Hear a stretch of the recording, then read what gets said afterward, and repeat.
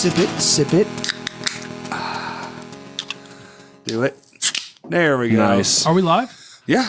We're hot. Live from We're not New York. live. We're not live. We're hot. Coming in hot. Oh, that one was frothy. What a way to start. One immediately.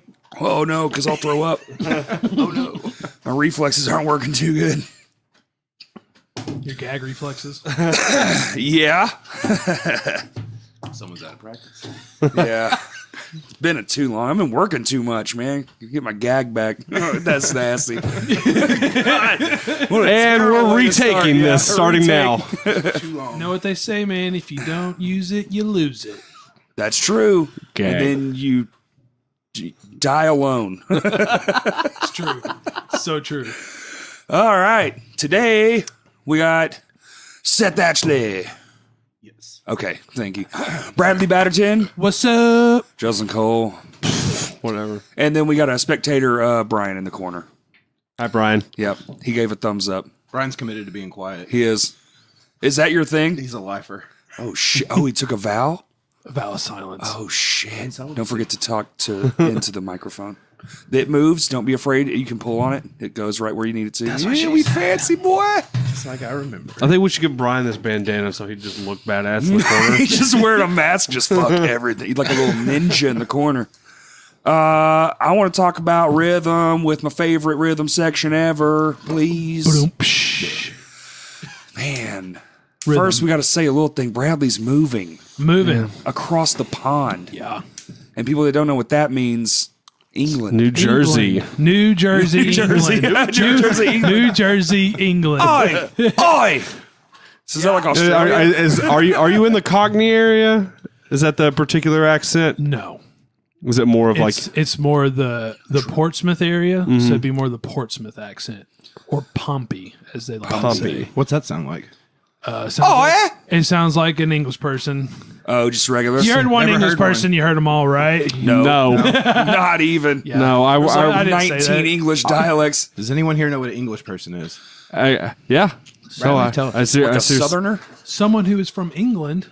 You got Wikipedia. Let's look it up. Let's just. Yeah, are we It's actually right gonna, there on the we're going to TV actually screen. use the What computer? is We're gonna do an it. English person. English person. And yes, that's I how hope I it type. says a person from England. A person. What is the what? The autobiography of Valentino Atchley Chuck Ding. is a 2006 novel written by Dave Eggers. I know that guy. This Old literally- Dave. What's he up to? This, Oh, you know, writing novels about Valentino Ding, obviously. In the year I graduated high school. The Year of the Tiger. Is it the year? Is 2006 the year of the tiger? I don't No, know. it's the Year of the Rat. No, 16? No, I have no 2006. idea. I don't follow. I don't know. I wasn't paying attention. Dang, Seth. What? Hold on. What was last year? Did you crush that other one? I mean, it's gone. Yeah. Damn. Oh, Justin is like through the roof. Yeah. You talk too fucking loud. Hey, dude, turn down. I do not. As he backs away from the mic as far as humanly possible. Hey, Hey, this day drinker's pretty good. Yeah, it's not bad. Shout out to our sponsors, Lost 40. Yeah, I wish. I've been trying. I've been drinking Lost 40 for the last 5 minutes. It's fucking Been a delicious. fan for 5 minutes, and then you're going to move to a place where it does not exist. Yeah. They got other beers there though. They've been brewing beer since before America was a country. That's true. Maybe. I mean, we don't know exactly. Yeah, the history books may or may not be right. I don't know. They Wasn't don't tell there. the truth. We'll They start don't. there. Definitely don't. Oh, so is this the conspiracy episode? Are we going? It could be, man. It Just could be head whatever first we want right it to into- be. This thing is kind of cool. Well, let's thing is kinda cool. let's talk with him for a little bit. Then we can get into conspiracies. I mean, we can talk about whatever the fuck we want. Yeah, dude, true. it's America. Let's It's eat. also I got to eat it up. Crash As, Cast. Yeah, just get as much in as you get can. as much in as before. freedom because Because you're gonna fucking lose it all the rain. Well, you've been over there before. Obviously, you've lived Yeah. over there. Wait a minute, with wait a your minute. When wife are you for a leaving? little bit, right? Next Sunday. So not this one coming up, but Yeah. the one after. The next. Damn. Flying that would straight be from the Nashville 24th. to London Heathrow. One shot? That's a One one-shot shot flight? One shot flight. They just Damn. opened Hours? it. They just opened it. 7. 7 hours. It's not bad. Not bad. Whoa. And Nashville's like a little bullshit airport right That's now. the same as from here to Nashville in a car. Yeah, it's pretty What awesome. the fuck? yeah, man. How fast are these fucking planes going now? At least fucking at fast, least man. 102. I know Seth's with me. I ain't never going over that ocean. Oh, I've been over the I ocean know already. but I ain't doing it. I go to my inner But place. but Fuck what if sharks, fuck water, fuck everything in the Fuck- water. sea storms? One time I was coming back from She Honduras. storms. She storms. Man, one time I was coming back from Honduras and I was like looking out the window down at the ocean, trying to keep it together. A fucking plane goes the other way. Nope. Nope. I've never passed an airplane in the No, air. fuck Nope. that. Nope. I would just I always when we take off or when we're landing, I always just think about the final destination. Yep. Where the plane just blows up. Yep. I'm just like, Nope. God, please. Okay, Make it quick. Made it. Airplanes, logging trucks, Yeah. panes of glass in a building. Nah, Fuck man, that movie fuck that and holes. just making everybody's anxiety a real. I didn't have anxiety until that movie existed. wow. They made so many of them. God. Yes, they did. Corey's in his mid-30s. He can't even spell anxiety. Fair. Nope. Can't spell it. ANXIETY. N-E-T-S-W, yeah. There's a W there somewhere. Anxiety. Anxiety sounds My like a- anxiety's squaring up. Perfect. AI, crooked letter I, C, W, Y. Russian R backwards, asterisks. the number 8 upside down. The way you spelled that just gave me anxiety. How about that? Right, what were we talking about for real? I don't know. I want to talk about music and like music stuff, like Maybe like music. some, like. maybe like drums. Did you? Oh, did you, God. Did you guys listen to that? Did you listen? need to. Oh Did you- man, A lot of it. it's Jukebox exactly what episode you is think it's going to perfect. be. It's Yeah. amazing. You scratch When I- my crack, when I I'll said scratch no your crack. grave, put my buddy When down. I saw that you were doing a jukebox episode, I was like, "Fuck, that's amazing." Yeah. It was awesome. Oh, that was incredible. You No, just like- summoned that shit like an anime character. literally after that, the next day he called me. He's like, man, like I had real fun. Like we got to do it again. You got to give me show Whitewater. Like all the same shit. That's all the Be same on shit. your podcast, give me a show. That's it.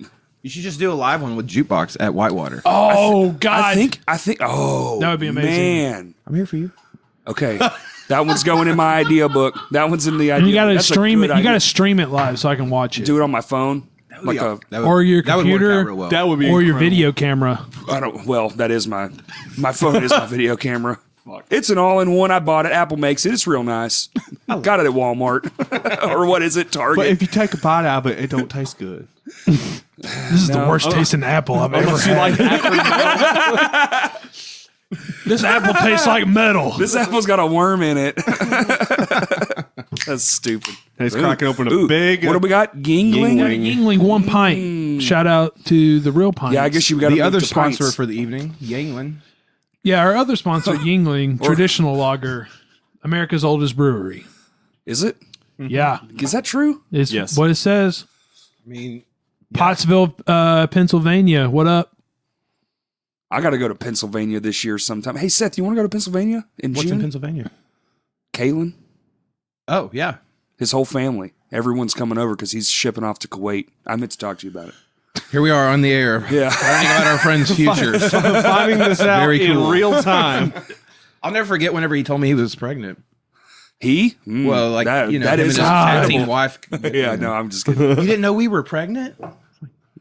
Was How would that- I know that? Yeah, when does it become like a plural thing? He It's just like, told me that about some other friends of ours that I'm not going to say it because I haven't went Yeah, public yet. I didn't know. But he didn't know. But I guess because it was one of those weird things where I asked if, like, I think it was like if she wanted something to drink, and then it was one of those weird, like, not drinking right now, and then I went, ooh, and you go, shut the fuck up. No, literally, no one knows. I think I was like one of the first people to know. I literally found out after a show at Juanita's. We were like loading gear into my old S10. And y'all were in a band together. And she was like, be careful. And I was like, okay, yeah, whatever. And she was like, did you not tell him, Kaylin? And I was just like, oh, I know this is like the setup. You know, this is T-ball. Hey, by the way, the band's breaking up. Knock it out, buddy. Way to go, Yoko Ono, you stupid bitch. Was that Dreading Sundown? Was that Dreading No, Wait, can we yeah, say that bitch was- on that the was on Dreading this Sundown? podcast? Yeah, that was like 2006 maybe. Can we use? we can say whatever Can the we fuck say? we want, Can we dog. say swear words? Oh, yeah. Shit, fuck, Dude, just go. piss. Just go. Do I'm like just a gonna 10 say- second rant of just Fuck, words. tits, ass, bitch, God damn it. Fuck me in the tit. God fucking bitch titties. That was great. I heard He didn't God say fuck the me in the tit. Yeah, God fucked me in the titties. No, tit. Tit. It was plural. Singular. I mean. Like wrap his tit around like a burrito. Fuck me in the tit. Right. I'm going to take that movie, turn it into a vagina. This is not about tone and bass at I was all. quoting Corey. That was Corey Fisher. I was quoting. No. my God. I really appreciated that blurb, and we're going to use that as a sound clip. He wants me to have fucking sound clips, dude. I'm like, I think it'd be Hey, great. what about when we saw Batman versus Superman? and In I Nashville. walked out of the. Oh, okay. I walked immediately out of the theater, and our buddy Sam, who I had just met, Walker, right? Sam No, Walker, is that his name? Lloyd. Sam Lloyd. And Sam he Walker turns- Lloyd. He turns around, and I look at him, and I go, and I didn't realize. Anyway, so I say, man, if I could roll that movie up into a pussy, I'd fuck it. That's what he said. And then yeah. I turned around with laughter to only realize there are two small children and a mom standing directly behind me Hey, while I I'm remember the most miming about fucking that. a movie in the shape Yeah. of a vagina. But hey, you I know got what? a lot of satisfaction out of that because I wanted you guys to meet desperately. died, Because yeah. we would meet people and I would just be like, they have to come into the fold. He's one of the best like people he'll on fit earth. so well. And I was like, we got to get Sam involved. And Yes. so whenever you made that remark, I looked around at Sam and he just was pointing, wagging his finger. He goes, I like that guy. I was like, fuck yeah, man. Let's party. And that's when Bradley stomped that banana and almost. That's rage. in that fucking parking lot that we had to walk 9 miles around 9 because miles we're to fucking idiots in Bass park. Pro Shop. Oh my god, Hey, that mall it's so big. sucks. Yeah, it's too big, man. It's so dumb. Mall? The Yeah. Opry Mall. Oh, the yeah. Grand- And let me tell you something, The movie theater's Sunday- on one side, and we didn't realize that the whole bitch closes down, except the movie theater. So when we go to leave, we're like, "No, our car's that way," and they're like, "Yeah, you have to We walk literally around." walked about 4 miles. Forgot. We had to walk around for it's what seemed like an eternity around this building, this massive. Wait, the giant mall that we went to on tour? Yeah, yeah. You had to walk around it? We had to walk around it. Yeah, dude. You might as well just cut off It your was the legs. worst, dude. I almost called an Uber instead. It's like, yeah, can you Like we're drive to Arkansas by now for sure. Dude, seriously, on Sundays, walking home. there on Briley Parkway, there is just a line of cars out. Parking lot completely packed It was so crazy. of just people going to an outlet. It's just an outlet mall. Yeah. That's all it is. It's just got the same old stuff there Same at old the shit. same place that they're at. It just called the Grand Ole Opry Mall instead of just regular mall Because it's not. because it's not. It ain't regular. Oh no, I guess not. It's so extra. It's got fake hardwood floors. I mean, it's no Hot Springs Mall. ooh, buddy, carpet. They got a Puffs $12 zoo. I'm pretty sure KB Toys you can still read on the paint on the wall for the sign used to be. Is the last remaining FYE at the Hot Springs Mall? Yes. Yeah, and it's so awesome. I love That's it. actually, Actually, out it's like a KB Toys. Hastings now. Yeah, it's pretty well, cool. I mean, to be fair, that exact FYE is where I first bought Every Time I Die on a Which one? Hot Damn. I The saw Ridge. saw the video for Ridge. wait. What would you say? I said the original. Oh yeah, no, I was on a beta convention trip when I was in high school, of course you were. and because I was smart. nerd. What the fuck happened? Fuck you, Corey. You can't spell anxiety. You rooster-headed Yeah, fuck. I just did. A-N-Z-O-T. WRQS. Anxiety spells with fuck you. Anxiety. But yeah, I had seen the video for Ebola-Rama like a couple of weeks prior. Back on Headbangers Ball when they played it at like 1 a.m. and they never showed the titles for the songs. Yeah. So I had to guess. Like I remember the guy, the disc jockey at the beginning of the video was like, and welcome that new Every Time I Die joint. I was like, oh, I've heard of this band. I've heard them mentioned like in an interview or read it in a magazine. And then I saw that CD because they didn't have any of the older shit, and I was like, "Yeah, what?" It was like $10. I was like, Right. "Yeah, sure." At And an FYE? at an FYE. No, But this is like, no. Interesting. Oh, this is like 04, 05. Yeah. So I bought Hot Damn. I bought Canderia's What Doesn't Kill You.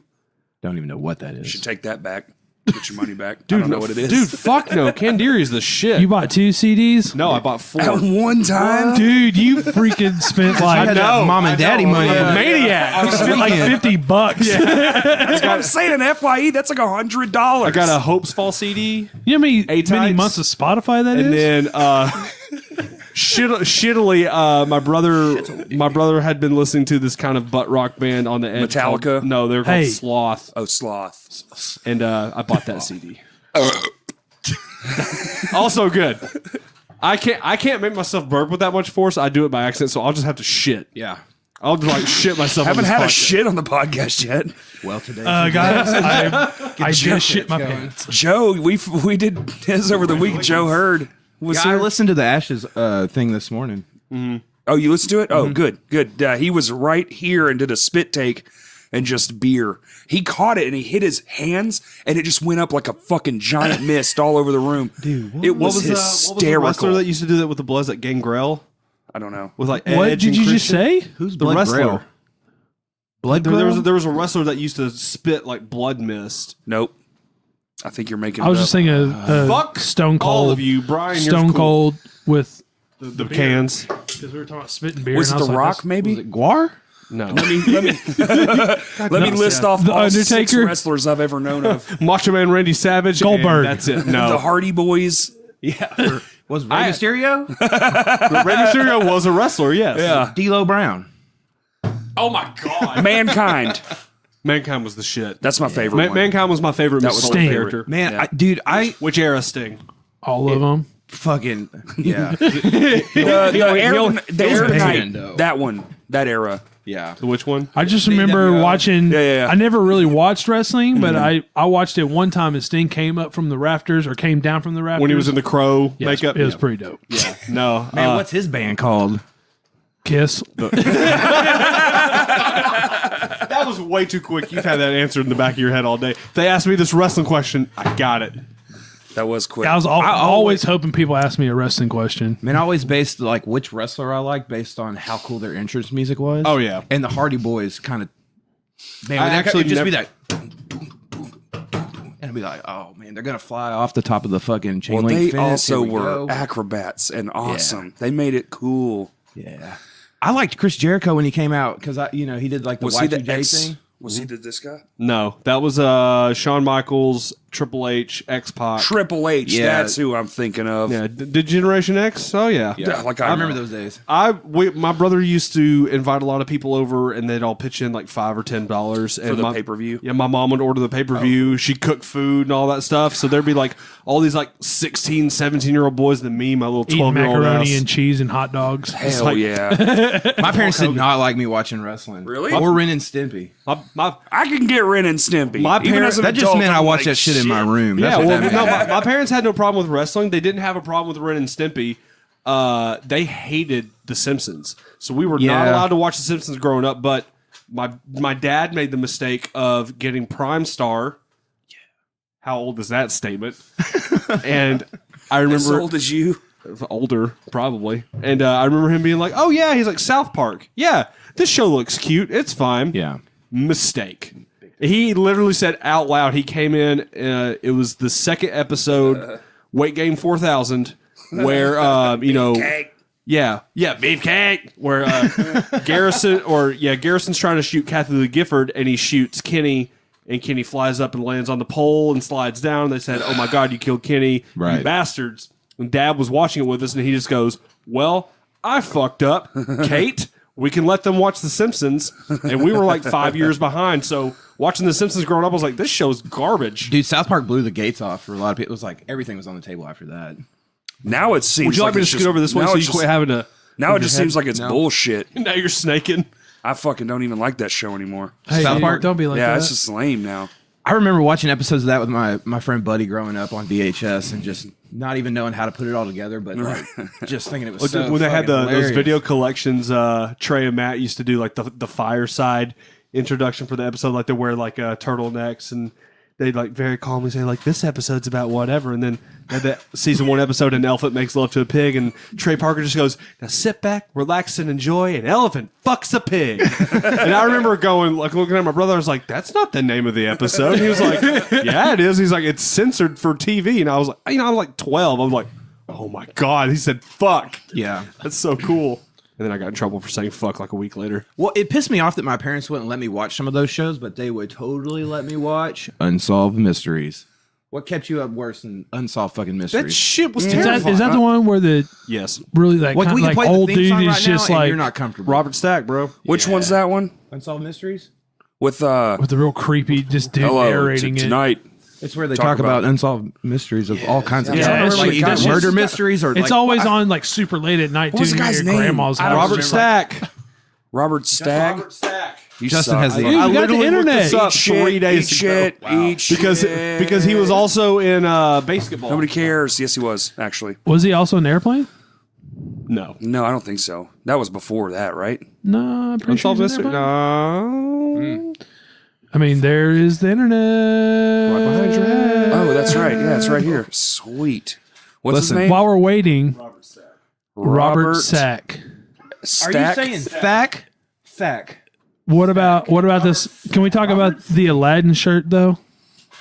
What about It's my pretty lecture? awesome. Thank you. Also, have you seen the new trailer? Fuck that. I have not. I refuse to. Are It you looks- in or are you out? Ah, man, I'm here's the out as thing. fuck. I was, fuck. I can tell right. I was in until I saw Will Smith, the genie. I was like, It looks like his head's taking a shit. I said it.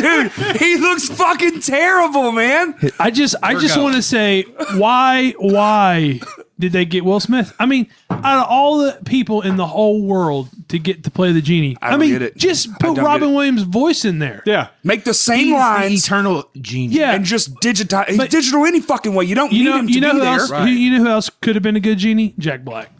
Oh, I mean, That would come have been on. amazing. Someone's I didn't giving even this think some of that. thought. Yeah, I was just like the first time I heard about Will Smith, like, Jack Black. What are you doing? Like, that would have been so Wow, much cool. Bradley better. Batterton's a too. fucking That's for damn genius. sure. Wow. yeah.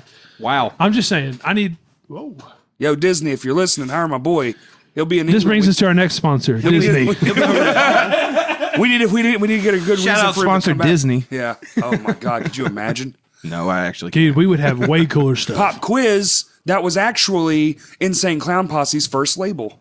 Walt Disney. Was Disney Records, yep. And they signed them sight unseen and unheard, all because of their clown image, and their record was pulled like a week later. So if you have an original copy of their first album, That you shit bought worth it- some money. Yeah. Also, just What throw it in the away. fuck is going on? They Throwing didn't away see him millions or of hear him. dollars. That's the point. Do what? You know, Hadn't seen what's- him or heard him. Yep. They just gave him a deal. Yep. All All because all of the image setup based. and the gimmick. All image based. Damn, that's damn it. awesome. Hey, can we, You know what's fucking shittier? I should have bought one because I mean I was alive and listening to. I was alive and well. Were you Yeah, an but you were ICP like- fan back in that day? Huh? Were you an ICP guy? No. You can tell me. No, I wasn't. And all of America. Hey, we can hit pause real quick and we can have it. No, Okay. we'll we'll be right back. Okay, no, seriously, pause. Brief messages from our sponsor. Not even pause. I've seen them live. It's incredible. It's It's been doing it incredible, for like fucking ever, musically, though. or You know what I mean? incredible Like, just they've got it down. what no, is no. happening. No, yeah, it's sheer.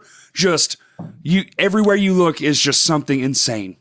Is it like Clown when Posse. we saw Scott Stapp at that music festival? Are you asking me if seeing Insane Clown Posse is like seeing Scott? No, Stapp I'm at a just saying music where it was. festival? No, where it was like because because yes. we were watching Scott Stapp and we were just like, this is horrible and amazing all Yeah. at the same time. Yes. It was so great and so terrible. What pissed me off about that were all the cool guys standing inside stage who were in like the heavier bands that were playing in the festival because they're just sitting there like Crossed arms, They're fucking. yeah, metal being guy- cool guys, but knowing every word. And Metal you're just guy like, dude, stance, quit yeah. trying to like occupy both camps, dude. Just embrace it. No, Just- I didn't. I was Warrior. occupying Warrior. inner middle schooler like, yes. Can you take me Wait, higher? wait. Was he doing Creed stuff? Oh yes, he Okay, was. okay. He came out and did What If, and me and Bradley were like, we were sending out Snapchats, but I was calling them Step Chats. Step chats. Yeah, man, it was so Yeah. good. Ooh, when We're having was, a great this time. was soon. This was recent. No, yeah. this was, Well, a couple years. How long has 3 years Snapchat ago? been it a was like thing? 4 or 5 years, 6, 7, Well, 8, 9. let's see. No, Hold on. right, bro. Seth just said he came out to What If. What If is one of the hardest songs in the fucking world. It really It's true. is. It goes. Also, he did My Own Song gets me Prison. in my fucking head. like the too, man. like the song My Own Prison. I heard quarters in session. I was Whenever we sang Creed for like 10 straight days Couldn't in help it, man. northern United States. Oh, it was terrible. It was awesome. no, It was I terrible. would have been there for it. I loved it. I got Creed in my truck as we speak. But We, he doesn't Human have his Clay, truck. best record. Oh, Which brings me to my next point. My truck and Kia is for it's for sale. sale.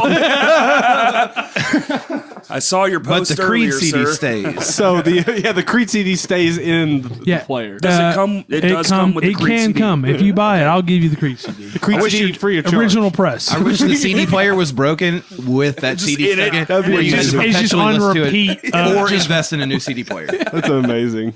Like, you can't turn it Although off either. my first big show ever was when Alltel Arena did their second show when it was still Alltel Arena. It was Full Devil Jacket opened, Really? Collective Soul Nope. on awesome. the Blender album, Nasty. and then Creed played, and Absolutely they disgusting. opened with Ode, and everything went red. 13-year-old me was just furiously masturbating. Dude, I saw Gross. Creed at Alltel, but like it was with 12 Stones and fucking what was that crap ass band that did the hero song? All of them. Nickelback. I can't think. No, Saliva. Nickelback. Saliva. Oh boy. It was. A Have I shit ever show. worked with them 100 times? Man, I'd never seen a concert production and been in a room where it was going to be that loud. Also, the heat and the sound from pyrotechnics, it needs to be experienced. Like it's fun. Oh, it's fun. But I literally was watching Creed. Yeah, no, that's yeah. Envious. Everybody's like, "Oh God, I hate Nickelback and Creed." It's like, motherfucker, if you didn't grow up banging, I was just old. Am I the oldest person here? I assume. Probably. How old are you? 35. Yeah. 32. 30. 28. Dang. But you're only a year older than me. 30. Wait, Brian, 29 in 31. April. I'm 31. 21. I am 32, headed to 33. 31. I'll be Yeah, I 29 missed it, in man. April. Yeah, Yeah, Those Brad, you bitches. young piece of shit. I missed I missed the Creed thing, man. I did. I didn't catch it. missed you, dude. Listen, I was still listening it to the is- Deftones and stuff. I did all those things. The thing is, though, you missed Creed. You didn't really miss anything. No, I but did not, 'cause- it is nostalgic for me, and Sure. I do love it. Mark Tremonti was one of those dudes. I saw him like I get did up see there him and do play a at the solo Village. and was like, that looks awesome. He played at the Village in that other band, Alter Alter Bridge, which is Creed and Creed Light. Miles Kennedy. It's Yes. the Michelob Ultra of Creed. the Michelob, I thought you said the Nickelback Ultra of Creed. The line 6 of good one, bands. too. Nickelback of Creed band. If Chad Kroger from Nickelback fronted Creed, would you guys go watch it? Probably. Me? I don't get out of the house for much, and that's definitely That's not true. getting me out of the house. You need to get out of the house more. What if it was? Also, You're right. we did see Creed for free. And Brad No, needs Scott to Stapp. move to the UK less. Yeah. Yeah, don't do that so fucking frequently. Yeah, like once a fucking lifetime, bro. Go ahead, and listen, bro. trust me, you only PTSD want to over here. move to another country once a fucking lifetime. Oh my God! I can't believe we talked about Creed at length. Yeah, thanks. This is going Oh, to I be guess we're moving on. definitely the most. Well, thanks for listening, guys. We'd like to thank our sponsors, Lost 40, Yingling, and Disney, and Scott Stapp. Creed. Kill me with a knife. Doom. Okay, so Can we talk about fucking music though? 'Cause Yeah, let's we're all do it. musicians. Let's do it. We got drummer, right? Bassist. What's your new He thing? plays drums. Bass, and then guitar, and bass, and drums. Seth, this is a fun fact. Seth is the best stand-up chest drummer in the world. No, I'm the best air drummer, and That's what I'm saying. yeah. That's true. This man can stand straight up with his back straight up and play double bass and not fall down and hit his chest. Wait, okay, yeah, that's pretty fucking. I can No, do it's like amazing. all that. When I was a kid, I saw like these drummers doing like these crazy rolls, and I had one of them break it down for me. It was like the doubles over double thing, and I would like literally, I would go to Starbucks as a kid, and I would just sit there annoying everybody. Yeah. That's pretty impressive. But the thing is I can't like. Can you do that on a real drum set? Yeah, I can, but like I know that that's like kind of cheating. I know that's a shortcut. Slightly. It's more of an economic way to not tire yourself out. Yeah. Or But the energy of the roll is different because of that. Yeah, oh yeah, of You know, course. or the whole or meaning you of it. could just play four on the floor. Or Oh my God, Brad, shut Yeah, up. that's mean- what he's good at, though. No, I know. I'm just saying, single kick drum, Yeah. snare, hi hat. You know, I think about that That's from time it. to time, moving to the single kick, but then I play the songs that we have to play, and I'm like, there is no motherfucking chance. We have songs. We have songs that are just double bass the whole song.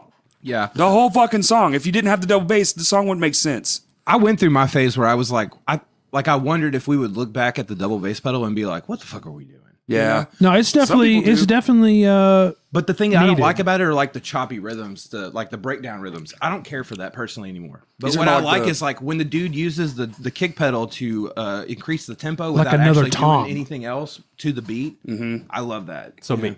So like if you sound like No. a goddamn caveman playing the drums, I'm good with that, man. So me. like homeboy from High on Fire. Yes. That dude can fucking play he plays all the toms. That Wait, dude say makes it me again. want to Hold get on, on my hold on. horse. Say it again. And Who? go to battle. I don't know his name, but the drummer for High on Fire. on fire. Hi. Shout out High. High on Fire. They actually just won a Grammy, didn't Yeah, Yeah, they and they're did, which is sponsoring our dope. podcast. Which brings us to our other sponsor, Matt Pike. Hi, on fire. Matt, yeah, everybody knows Matt Pike. If Matt, I will trade all those other sponsors for Matt Pike sponsorship.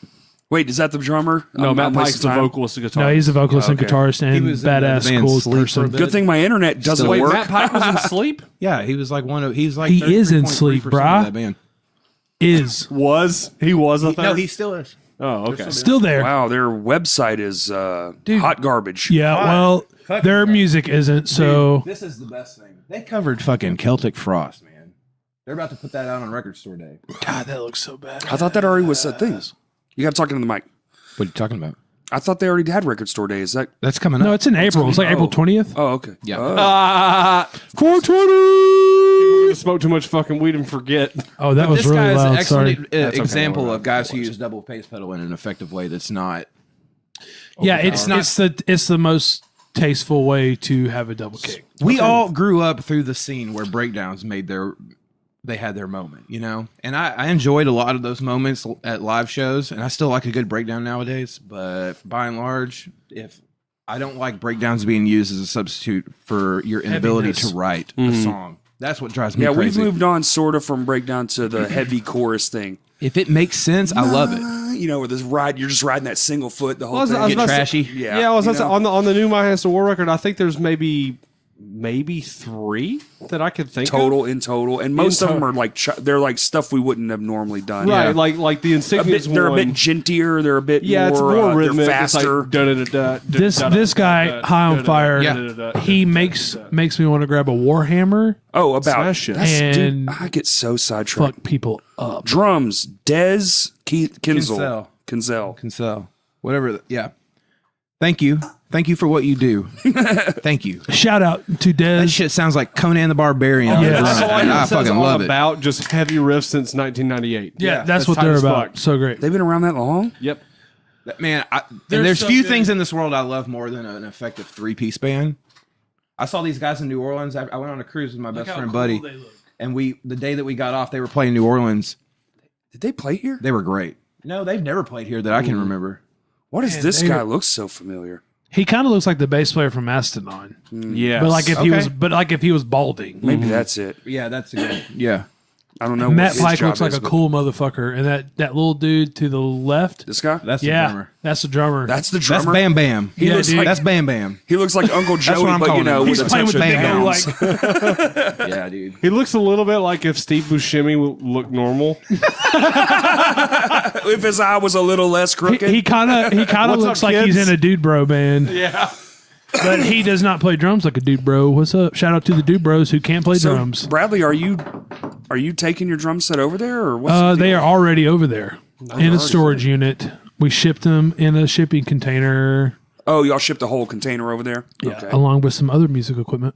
Oh, are you wanna going to tell us about Are it? you going to band it up over there? Maybe, I might come out of retirement. Retirement. You've never retired. Well, Guy. Come Come on. here, over here. come out. no, I yeah, probably will. My brother-in-law is a musician, Right. and we'll probably play in some pubs, maybe some other things. Also, shout out to Pubs worldwide. this goes out to you. Yeah. Anyways, yeah, I would really like to play music because I do like playing music. Well, I mean, yeah, you're good at it, so I would hope that you. I'm all stop right. doing I'm it. all right. Yeah, well, I'm all right. yeah, well, no. When you were saying that, or you could play 4 on the floor, I mean, that kind of gets us into the topic. Like, you are probably the most solid drummer I think I've ever seen in my life. Well, I think so. Maybe. I think you and Seth are my favorite rhythm section ever. Yes, by far. you guys play so well together. Rhythm power. Like not just like even playing with Sean, but just like the little snippets of the videos that y'all do on Instagram and all that stuff. The Rift In, bitch. The Rift In. Welcome to the Rift In. That's our other sponsor. That's a for real sponsor. Yeah, they'll be here soon. All right. Well, I'm Rift In Productions. Rift In. Yeah. No. About to have to be the Rip Den because homeboy ain't gonna be around. Yeah, I'm gonna have to rip it by myself. Yeah. Shame. Just throwing shade all at the end of the table. Yeah. Fuck you for going and furthering your life. And Or Seth could bring the other half of the Rift In to England, and we'll have. Let me load up the Blues Barn real quick. Well, you just need to load up yourself with some clothes and maybe a guitar, and I can handle the rest. Well, I mean, We can get some stuff. it would be, but it would be cool to have like dudes over in England like, oh, hey, get Lame Johnny a show at the pubs. well, And it's, we'll come well, it's over just there. like, Just hey, get over there, dude. We can get some we'll stuff. use your gear. It's fine. You can use my drums for sure. Oh shit, you got that risen kit, bro. that's I would true. love to drink with you guys at a pub in England. Oh, dude, that would be my so, God. dude, and it's so awesome. I would show It's my ass. so awesome, Fuck, man, are we gonna have to go to stupid England? Fuck. dude. Just fly over that scary ocean. Just pop a couple. No, you'll have Sleep. to knock me the fuck out. Yeah, for just take sure. some Tylenol I'll PM. throw up. Take like a. What? From what? What from the water. He's afraid of open water. But dude, you don't even see it. You'll just see the clouds. Your back No, I don't care, dude. I don't care. If I know it's under me, just knock me out, bro. Dude, what I would do is I would make, and I never told people this, but I would make playlists so I could zone out. Yeah, no. Because the thought of like the only thing below us is the ocean, and the only thing below the ocean is like, I don't know, 30,000 fucking meters if of we nothing. go down, I'm finding the fire. I'm finding the marshal's gun. Skatank, I'm out, bitch. Skatank. I'm telling you, if I'm out, bitch. I'm is- not surviving to then only be eaten I'm not gonna tread by a water for who goddamn knows, fish. It ain't happening. who knows how long I'm treading water that a fucking big ass monster Yeah, fish goes. no, Nah, screw you. To me, and then the Kraken is the one that gets me. Yeah. There's a big ass 40-foot fucking tentacle just comes up out of the water, and I'm like, yeah, I knew it. Wanted to fucking deny heard of- 20 have years you- ago. Have you heard about in Japan with those dudes trying to blow up this giant squid to get it to come to the surface? Heard about that shit? I didn't. Did it come up? No, so they found killed like them? this massive giant squid that they wanted to like study it, so they're trying to get it to come to the surface, and they're like blowing dynamite and shit up there. The same people that I brought was like, you have you Godzilla. seen fucking Godzilla? Are you They want to fucking prod the kidding me? fucking squid at the bottom Leave of the that ocean. shit alone. It's just minding its business, and that's why people die and monsters come and roam the earth because what I'm you saying, are dude. blowing their ass up when Yeah. they're just down there eating. You know whatever what? the You know fuck what's they great eat. about the It's Ice plankton. Age? They're eating plankton. It's all minding ice. their business. Yeah, dude, and they're stuck. They're all dead It's and stuck. prison for deep sea Yes. creatures. Bring Fuck on you, the you Ice Age. fucking I'll live bitch. on top of your dead, frozen carcasses, you pieces of fish shit. Fish shit, dude. Listen, Fuck them, dude. This has been a It's part- a curse that my last name is Fisher. Oh, this has literally been a part of our specific friendship for years. Years. Just sharing terrifying shit about the ocean and just being in solidarity with one another about the fear of. It scares the fuck out of me. You two then need to start a. It's so irrational, my fear of the no, ocean. that's it's not that's irrational. That's Totally It's not. not It's irrational. not great- irrational. It's a great respect. It's irrational that people just go, let's go deep sea diving. No. That's fucking irrational. Hey, you remember when we were at the beach and like, hey, let's just go out in the water and let's I've just never seen you walk on water until that time. listen. We were was awesome as at fuck, Gulf man. Shores and we're about neck deep. We're That's like, too all right. far. Okay, Yeah, hold yeah, up. yeah. We'd spent all week there just drinking on the beach. Yeah. And the people we were with were getting in the water, and we were like, this is the last day. What do you say? We get in the water. Let's just do it. Let's do it. So we do it, fucked up. you know, and we're like, I was like, cool. And we're like, dude, what if like a We're out there what laughing. if like a orca come up and like, you know, we're like, no, dude. Or like a dolphin. Like, What if it I licked don't you give with a its fuck tongue? what I it couldn't is. shit my I pants don't. before it I don't killed want me. it to poke its head up out of the ocean, right? So we're fucking around doing this shit, and then I step on something. Could have been a Could have been the bottom of the ocean. Could have been. It could have been.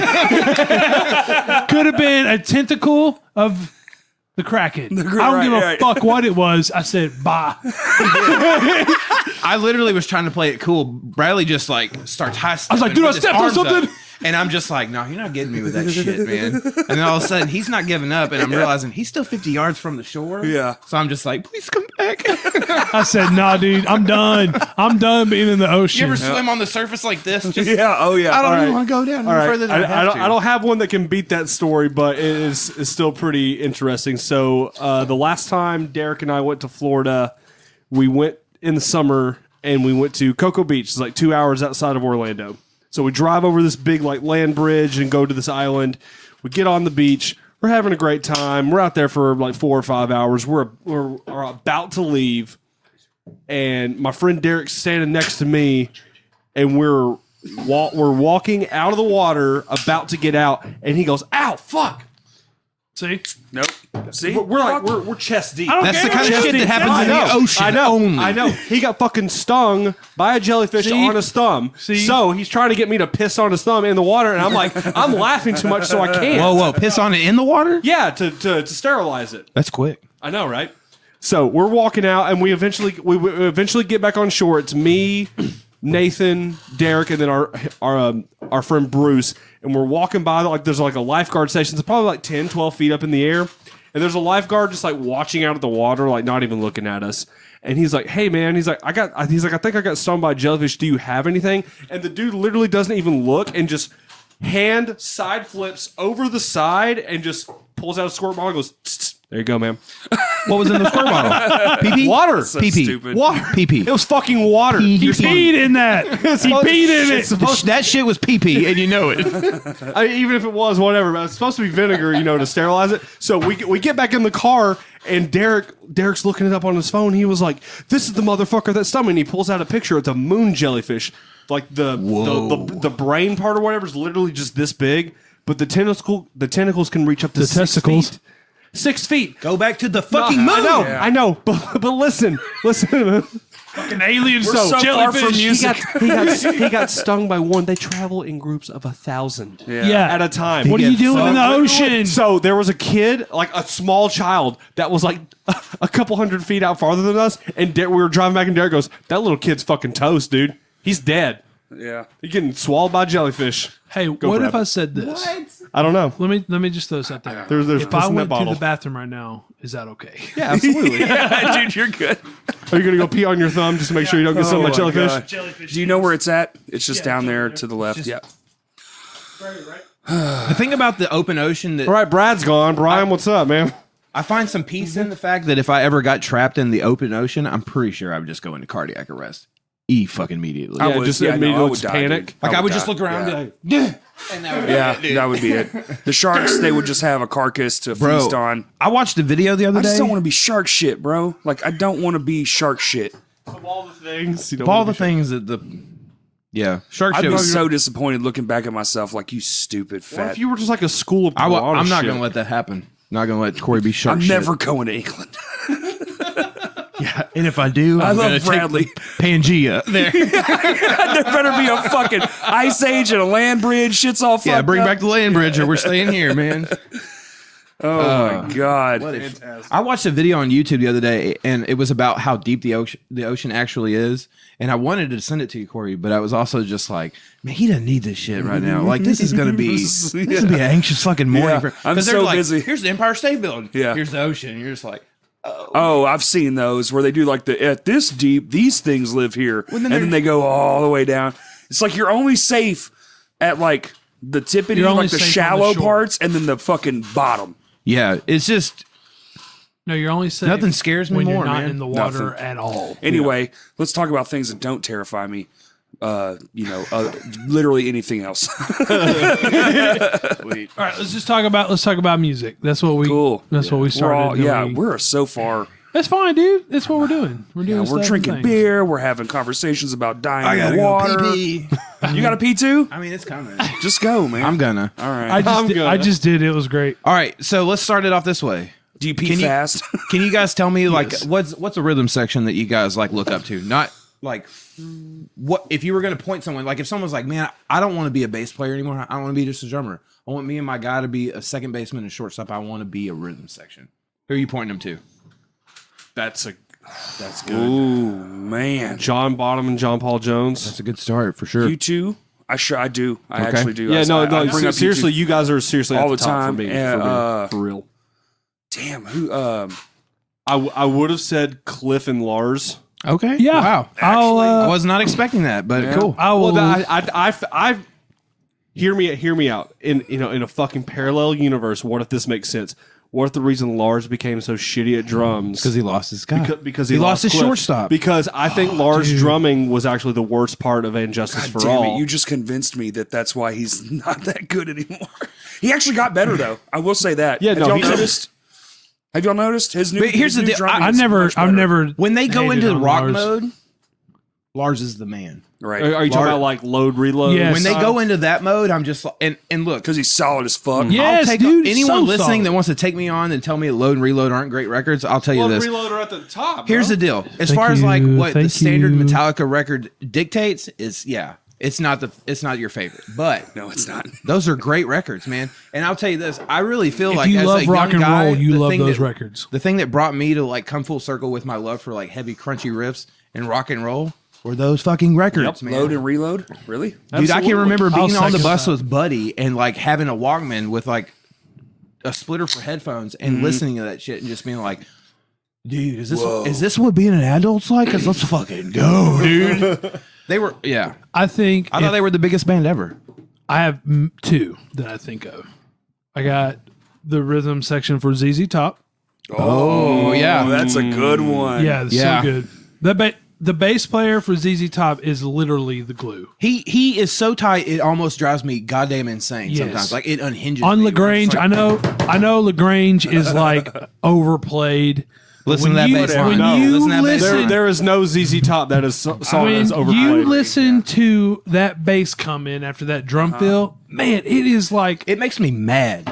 it makes me just like want to high five somebody. Like it's just With anger. yeah, and also like I want to ride a motorcycle. And they're like the king of cruise riffs. Oh yeah. That's a Bradley term. Cruise riffs. Man, when I hear a good cruise riff, I'm like, I'm in my damn. You have a face for it. Now that you just told me that every time that beat comes in, you have a face. I write riffs like that, and I'm just thinking like, as soon as Bradley hears, he'll be into it. You move your bottom lip in and out. and you're- yeah, I'm all about a cruise riff. Basically, I like steady. You know, You I like do, to man. play steady. You do. Hey, He doesn't like a bunch of changes. you're fucking. I don't like a mad. bunch of changes, but that's how my personality You know, is. you know what though? I Not into challenge change. Hey, but Not a big fan of change. This was brings to our us. Change is not our sponsor. Change is not a sponsor. Change of has this nothing to do with podcast. this fucking episode. Fuck changes. that No. fucking song. What was the song you guys used to do where y'all would slow it down? The Mississippi Mud. Yeah. And I challenge people. I'm like, yeah, you think it's fucking easy until you play that same beat for 40 fucking measures. Go ahead, try. And you have to be in the pocket the whole fucking time. 40 fucking. It sounds easy until you're about 10 measures in and your brain starts to wander. That's the term I think I wanted to try to say is like, yeah, you and Seth are probably the the pocket? most solid. You are the best pocket drummer I've ever seen. Well, I think honestly, some of it was because I didn't grow up playing drums. So Really? yeah, like I honestly didn't play drums until I met Sean, and we were bullshitting Are you and fucking kidding me? Yeah. So you got that good that That fast? makes me hate you even Fuck more. my life, bro. like seriously, I've only been a drummer 7 years, but 5 of them were playing drums, and the other 2, maybe 3, have been just like That means whatever. you've been playing But- drums a but- third. of how long I've been but playing. he was in a band with musicians. That's We had to true. become musicians. He true. got in the. So like I played bass for 10 plus years. That's right. That's right. Because we almost bought your bass cabinet. Yeah. That's right. But maybe So- that was why the drums made sense to you, because you knew True. the other part of the piece of the well. puzzle. Also, too, when I was because I've always wanted to play drums. I've always loved playing drums. Ever since I was a kid, I've always been like. There's always been a drum set at my house where there's been like my dad's friends having drums over there, or there's been like the bands that I've been in, their drums have been there. So I've always like played like on drums, but I'm trying to do like shit that I don't even know how to do because I think that's what makes a good drummer. And then when I actually had to sit and play drums and like, oh, I got to fucking do this shit in front of people and like I got to be in a band to play drums. I was like, all right, take the high tom away. I'm not even playing that shit. Like, Yeah, our first tour was a floor tom and a snare. yeah, and if there wasn't a song even with the floor tom on one of them, I would have taken that shit away. I would have literally It was played one song. Yeah, it was snare, one song, hi-hat, and that's bro. why I had a floor tom. Yep. I would have had a kick, snare, hi hat, a crash cymbal, and a ride cymbal. That's all the fuck first you song need. we recorded, that's all I set up. What's that song called? Rise Again, Raise You from the Dead. What's that song? That's the first song you recorded, bro?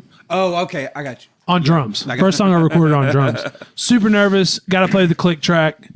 And I was like, I don't set any toms up. I just had a ride, a hi-hat, and a snare and a kick.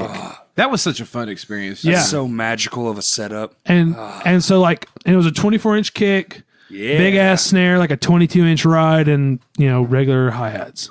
That's fucking incredible, dude. And so like that, I think having to strip everything down just to be like, cool, I just need to get the basics down. Before I start doing tricks, I just need to learn how to ride a bicycle. That's when I got better, when I took all the bullshit away. Take all your toms away. And if you can play all the toms, awesome. Because I wish I was better at doing that shit. I'm just now getting there, dude. But also, I just, my jam though, when I hear it, like I appreciate like the dude from High on Fire. I appreciate that drumming because I'm like, man, it's pure talent because he's just doing Makes the it. song better. If it wasn't there, it wouldn't be as good. Yeah. The drummer for That guy is like literally the drummer that should be with Matt Pike on that band. Yeah. give it to me. The drummer for the Southern band that's it's like Maylene, but it's not Maylene. Leonard Skinner. No, new. They come here every now and then. Joe Max's favorite band. He is legend. He is legend. Oh yeah. That drummer. Yeah, that guy's good. Jesse He's Shelley. fucking wild, Yeah. bro. Hey, Yeah. this is really good. Yeah, I love. Yeah, this the stuff, Tiger dude. beer. Oh, This- I haven't cracked it This open makes yet. me want sunshine like you don't even know, man. But Oh, dude. but basically, I think my lack of knowledge and just being my willingness to be like, cool, I'm going to take everything away that I don't need and just be solid because like that's what I need to be. Because That's a hard ass realization to make when you're, especially like I would say a drummer like me and Corey. It's like we become better when we take stuff away, but you went in with that aspect. Like that's so foreign to us. Yeah, well, and I think it was just because I was like, I'm not. One, it was me just being like, well, I'm not going to set this fucking high tom up if I'm not going to play it. Right. Like, why am I doing that? And I literally would have not set up the floor tom if I didn't have one song where I actually like played it like the whole time. So I think me stripping it back just to be like, okay, cool. I think I just went practical and just was like, I need to hold it down. I need to be steady, and I need to not like fuck around and try to do fills and shit. You know, Right. Just need to be solid. Need to get to the end of the song. So you think it was and out of hold it down. fear? I think it was out of fear, and I was just like, I did not want any distraction to mess me up because if that tom is there, I'm gonna play it. Right.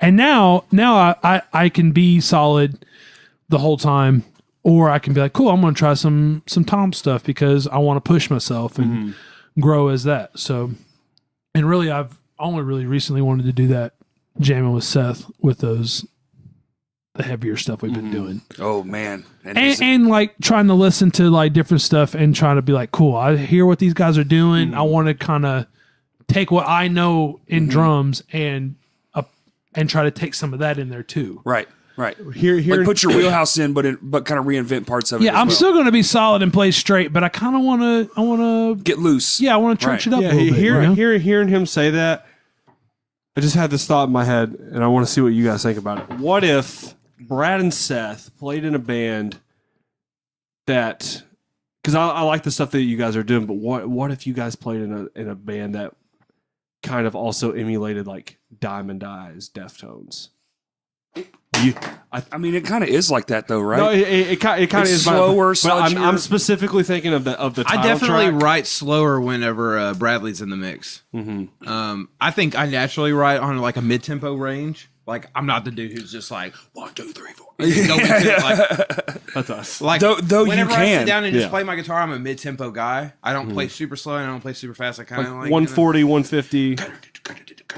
you know that kind of stuff. Yeah, and that's literally like it's not too 140. fucking fast. And I think for some in a lot of ways my writing style has accommodated Bradley's what Bradley can and can't do on the drums. And in a lot of ways, it's made me like, refine how I'm going to write. Because there's sometimes where I want to get off into left field big time and do like cartwils. Interesting. But I'm good. I'm good with left field as long as you're cool with me staying in center field. Yeah.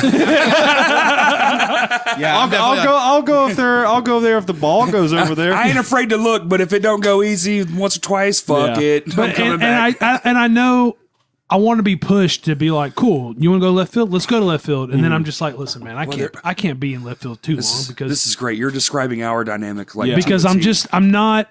I know my limits and I know what I'm good at, but also not scared. I'm like, I don't want to be scared to be pushed. Right. You know, like, cool, you want me to do some weird Tom shit? Let's give it a shot. Hold on. What's your how many times are you trying it till you just go, yeah, not yet. I'm not. This isn't me. You mean a riff, like a Like song if you try, idea? Like if you try like a thing, like say it's a fill. Like he wrote this fill recently that I couldn't do, and he was like, "Well, just try." So we tried it probably. Are you talking about the D beat? We worked on it one whole practice, and then I worked on it by myself for about an hour Are you or two. talking about the D beat on loud gas? Loud gas. Oh, God. And then the next practice, I was like, "It ain't me, bro. We have to change this part." that's how we started practicing. and I was like, hey, let's work on the new just song. just keep playing, and I'm just gonna do something. And then I made it exponentially harder, and now I have to keep doing It's it that blast beats the whole fucking time. It's Yeah. but it's the- instead of but it's all double bass. That's how Why don't you do both? he can't D beat.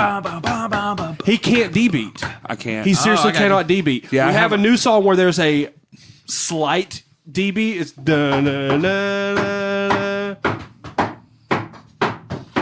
Nobody can hear that. What's DB? I got. like that punk style beat. Okay. That's Yeah, I like a just can't do normal. it. I can. What's the D stand for? I think it just means Maybe it's drum. D. I think it literally just means drum beat, but it's just that Well, was that's like vague. that. Well, that's like the Orange County punk hardcore. Okay. Type beat. But anyway, what I'm saying is Exactly, that yeah. I tried, but my limit was fucking probably like 4 hours of If trying. I heard you was playing a beat like that, I would definitely be like, "That is not Corey." Right. Exactly. Right. I think I didn't write that riff to. I didn't write that part for him to be like. For intentionally to make Corey be like, all right, now I have to learn how to DB. Yeah. I knew he couldn't DB, but just when I wrote that part, I was like, this is what the song's telling me to write for it. Yeah. Because I always write like But then I come back in and like write different shit over it, and even that slow D beat, it's not the same because yours is like straightforward, and I pull. Yeah. I pull the last 4 bars. I think with doing that, you can be, hey, this is what I was kind of thinking because Seth and I have done this. He's like, this is what I'm thinking as drums. I'm like, cool. I will literally try to play what you're thinking. Yeah. And if it clicks, cool. Yeah, if Bradley feels that, I'm like, great. That to me is 100% confirmation. I was just wondering about like what's your threshold for effort until you're like, I'm just gonna do my own thing. I don't know that I've ever pushed Bradley into that threshold, to be honest. No, where he was just like, no.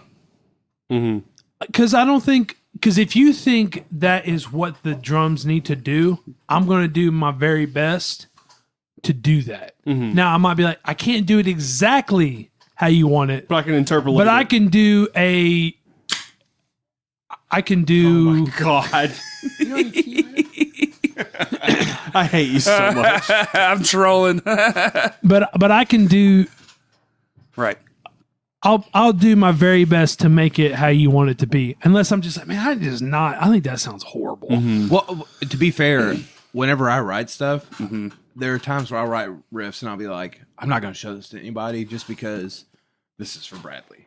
Oh, You know? right. Like this writing style fits Bradley's playing Okay, style. so to piggyback off that, there is a melodic part in that same song that we're talking about where he replaced the D beat with the extreme blasting stuff. There's a part where I didn't intentionally write it in there, but he heard on like the MIDI file, he heard do do do do gotta do do ga, Yeah. like a tom thing. Like a beloved style Yeah, thing. and I never intended that. Yeah. I got you. And then once he played it, I was just like, Great. like that. Yeah, no. Well, that's the thing is like 70% of my drum writing that I give to him, he keeps because we do play similar. It's Right. He's more of a passion power player, whereas I'm more technical, feel based yeah. type stuff. So you just want to meet. Yeah, exactly. We're but getting like closer. But We're getting- that 70%, like every year gets like 1 or 2 more percent, and now I'd probably say we're like 75%, 80. But like basically every drum part that I give him, he keeps about 75% of it, and then the 25% that he changes, he makes it to where I'm just like, fuck, that's infinitely better. And I never would have even thought of it. Yeah, totally. Like But that's I would say that applies to Bradley. That's the best. That's the best thing yeah. about writing music with your friends and your bandmates. Like, I have this vision, but then you have to realize, however many people are in your band, they have visions for the song too. Right. And you have to allow them. the give and take. Yeah. You have to be like, cool. This is what I'm thinking. What do you guys think? Everybody's on board. Awesome. Right. Or But it takes us so long to get to that point as musicians. Yeah, sure. Because in the beginning, when you first get good, you get kind of like, you get that big head on your shoulders.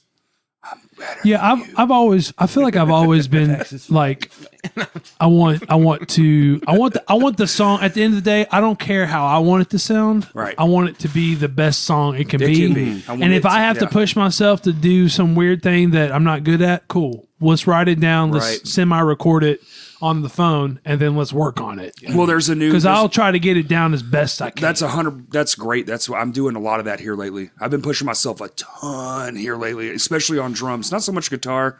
I'm comfortable where I'm at right now, but on drums, there's a part that starts and it's kind of. I'm not used to that jinty style, like stutterfoot shit. And he wrote a thing, and they're like, and Todd's like, well, we can, and Todd and him are like, well, we can just do it like this, and you can do the other, like every other one. And I'm like, no. We have to. And I don't know if you noticed, but like I almost had it down the last time we ran through it. Yeah. So I get that a lot, the whole give and take. But I want I want more for myself, for my drumming. Yeah. Like I was doing those swing jazz beats, and I've been doing these. Like I go out and practice now on my own, which I haven't done in years. and I've been working on my I call it goofy footing. Because the foot is not matching anything that the hand and the feet that the hands are doing, and he was just like every limb's doing some different beat. like an independent beat. No, and he was playing like this guitar thing, and I just started doing this shit, and he just stopped playing. He goes, "Where the fuck did that? Like, when the fuck did you learn how to do that?" He literally played a style. He feeling it. he played like a weird like conga Cuban style, like very tropical jungle. Yeah, but it was mixed in with the blues jazz riff that I was doing because we have that subbing up now. So now we're just fucking coming up with the pedal. Oh yeah, dude. Can I fuck on that? Yes, you can. Oh, we got the Keeley Dynatrim too, my friend. Oh, here we are. Yeah. What up? I don't know what any of those words mean, but let's do it. But yeah, What you talking about? Like when we're just fucking around, like we're using that subbing up, so we're doing like a lot of these like bluesy, jazzy riffs, and then he starts putting that like that conga tropical type of drum beat to what I'm doing. So I just thought, I'm like, dude, you've never done this in the 10 years I've known you. Right. You can't D beat. You can't like samba conga shit. In the immortal words of Jukebox, practice makes perfect sense. Makes perfect sense. Also, too, Rain don't melt. I feel like when don't you're matter. sitting there like bullshitting and stuff, and I feel like that's the best my best jam. That's Like especially Seth and I've ever had. We're like, hey, let's get together and jam. Like we have like an Just agenda. It Man, it's never, dumb, it never honestly. fucking. We'll do like 15 minutes, but like, man, let's just drink some beer and hang out, Bro, I will sit down at my computer and hash out some shit, and then I'll be like, okay, Bradley, I've got this all decorated and like outlined for you, man. All you got to do is just sit down and do it. And then it's just like, It that just ain't working. never works. And then we will literally just grab shit out of the air and we'll be like, There was one time it was we are. here Best shit you ever here wrote. pretty Yeah. recently. when you first moved back? Yeah. He had some just like, I mean, it was literally the most straightforward riff. And I was No, like, I didn't have a riff. Yeah, but you like just came up with some shit. I was like, hey, do you play that? And seriously, we played that riff for about an hour and a half. Yeah. And just trying to write and just kind of bullshit around with it. And I was like, that shit is the tits. And it wasn't trying to fit in some genre. It was nothing that like we were ever trying to like. Isn't that the best though? Yeah, but that's what I'm saying. Like, I feel like because you're doing this like conga thing or Right. salsa beat or whatever, and it's just bullshit. yeah. I feel And like I have played some of the best drums in jam sessions when I'm just like Half what? drunk. uninhibited. But just like you know what, fucking, I'm drunk. gonna try to do some weird Tom shit. Letting go of and the it structure. worked. Yeah, like Because quit trying to make it sound like something and just play the fucking Stop boxing. music. Stop boxing yourself in. Just Yeah, be free. dude, Yeah. quit trying to sound like this band or like do this genre and just fucking play. Like, just let it happen. Well, we've been doing this thing too. I don't know if y'all probably do it. where you've been playing a song so long, you start adding shit. Yeah, you can't quit You fucking start with it. Oh, dude. Well, you just get bored playing well, the same fucking 3 minutes. Well, we especially with My Hands to War, because some of these songs are fucking now 10 years the fuck we've been playing them. Yeah. It's like that's too long to play a song and not fuck with it. Yeah. And so some of the stuff now that I know, I was telling Justin, like I kind of I call them aha moments when you just realize shit and you're like, oh, that's how you Right, do right, it. right. So you'll have like a phrase of what is it, 8? So like 8 bars, whatever. And I'll be like, okay, I have 8 times I have to do something, but I can do all this other shit inside that. And so long as it equals 8, Right. it's the same. Let me get my colors right quick. Dude, yeah. Oh, I've been painting a lot of pictures here lately, especially with some You of the got older them. songs. You got them multicolored reds instead of just red. You right. got like orange red. Like our southern, our southern ass song. I've been fucking with a lot. Yeah. I'll just add in all kinds of double bass and toms and shit for no Yeah. reason. Can I say this isn't really like a rhythm section, but it kind of is. Pantera, Dimebag, and Vinny. Vinny like and me Rex, and man, Justin, shout bro. out. That's our other sponsor, Vinny and Rex. I mean, to Vinny's be, not here with us anymore, but we know we can all Rex party on Brown. with Rex the Brown Angels is a above. fucking killer bass player. I mean, He is.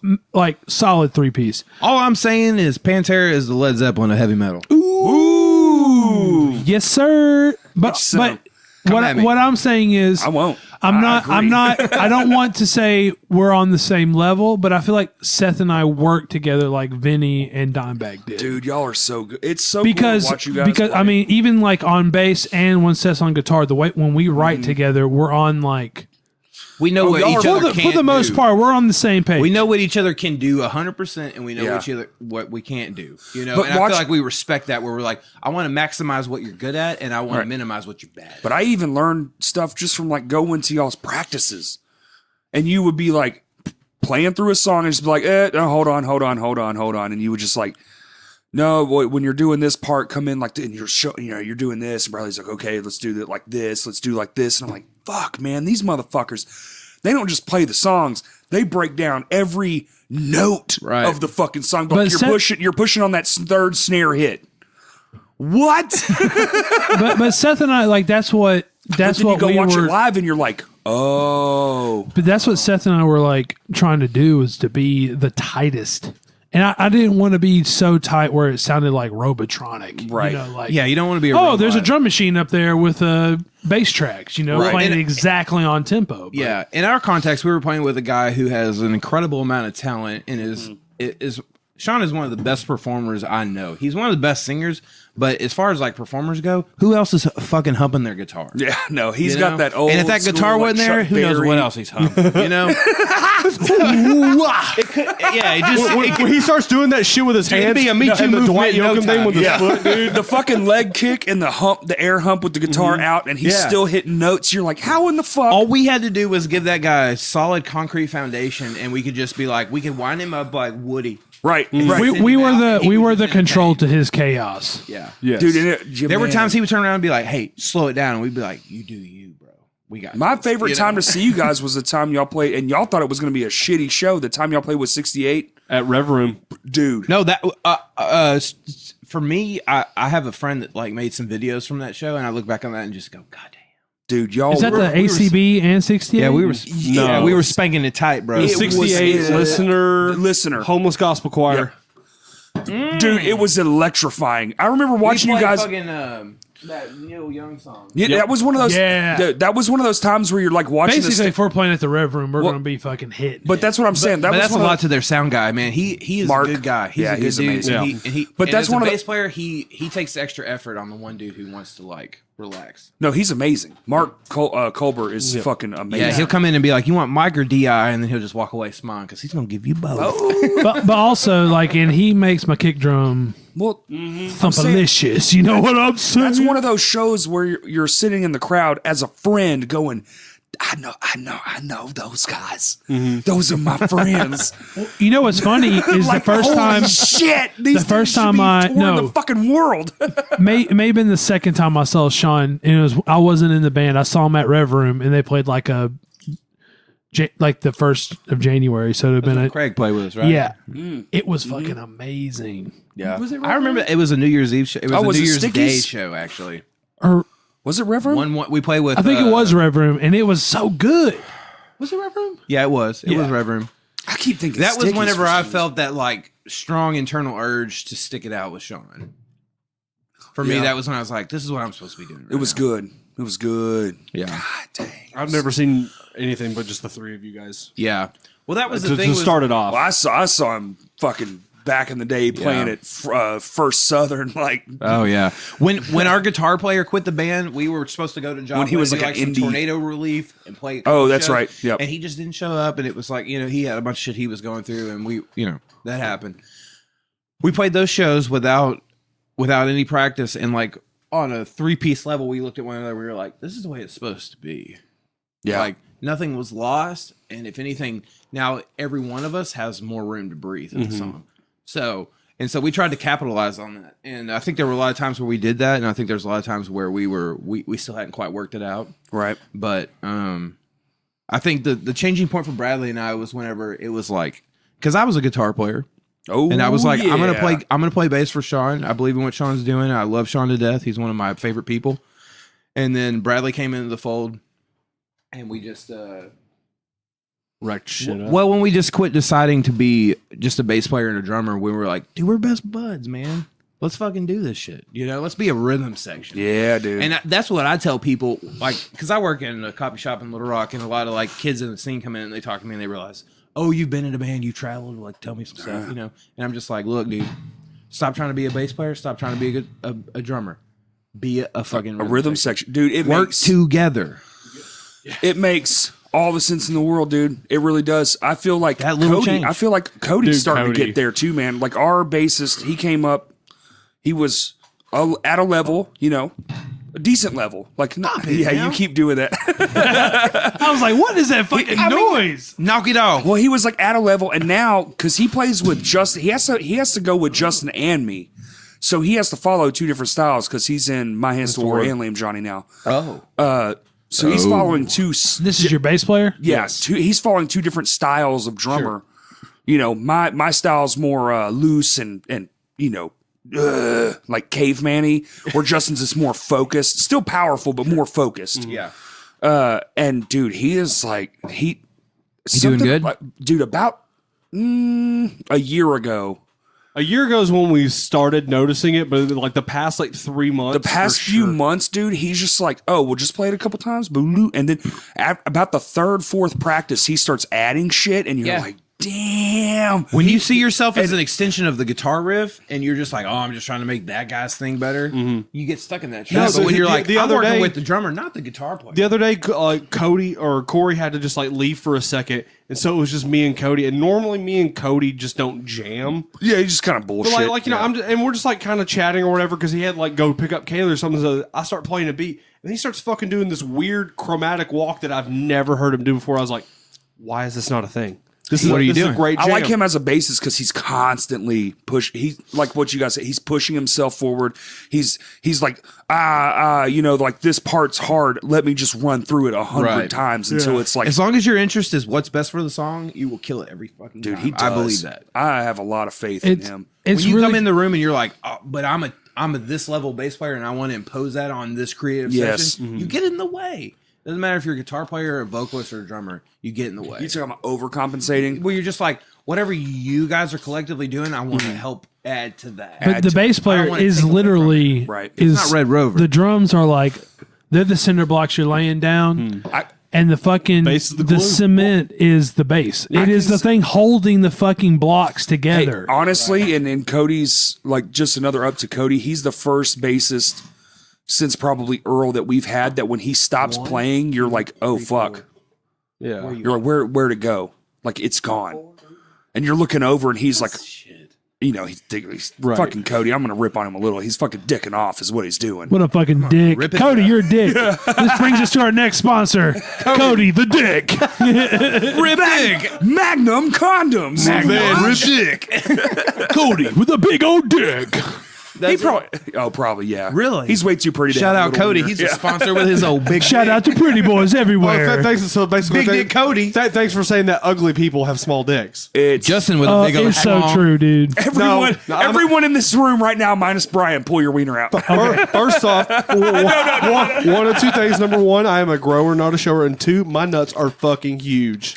So you depend on your potatoes instead of your meats. Beautiful, Hey, beautiful dude, tan let me nuts. tell you something. If I could take not a my jab, I just potatoes away and trade it for a bigger meat, I would.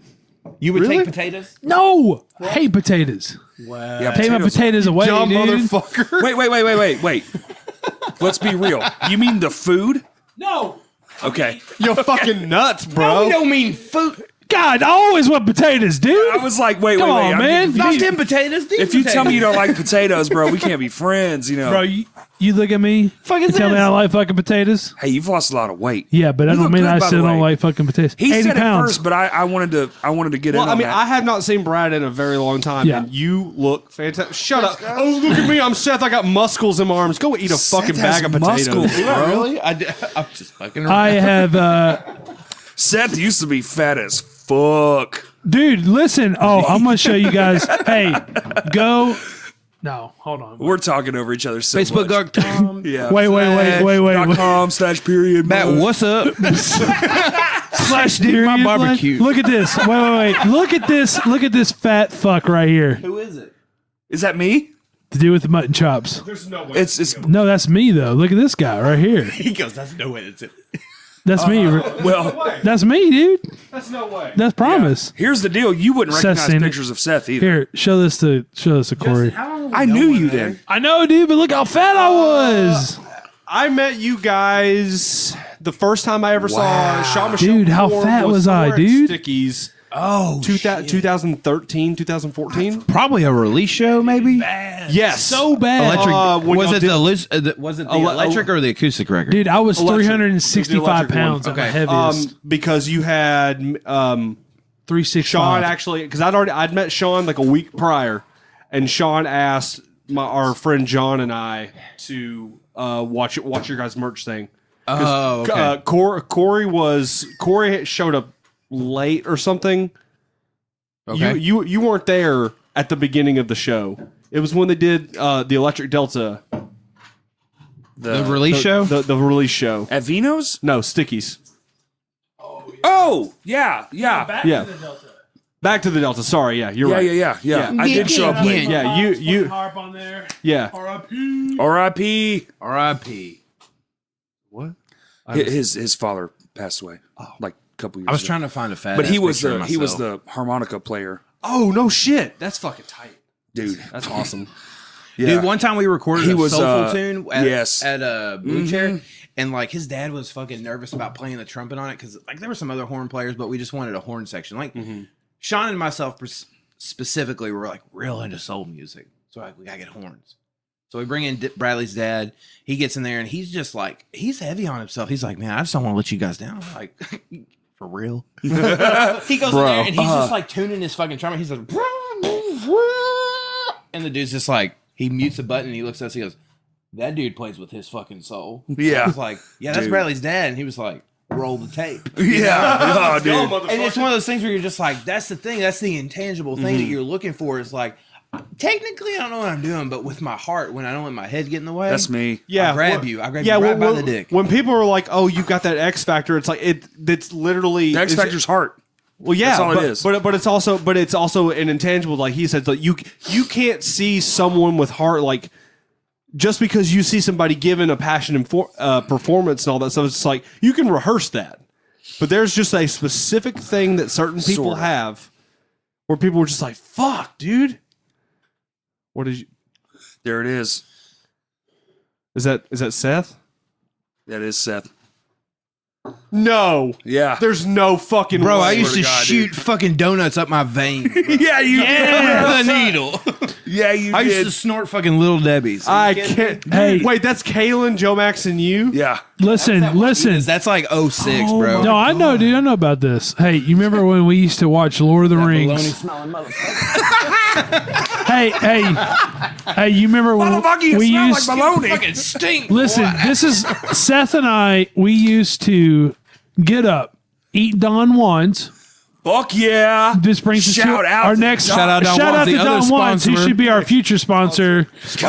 God. Don Juan's is so good. Their cheese sauce is Crack cocaine. It's fucking. God, that's all that so is. good. It's the best damn That's cheese liquid sauce in cocaine. the world. There's cocaine in it. Yeah. for sure. Cocaine. So, Yeah.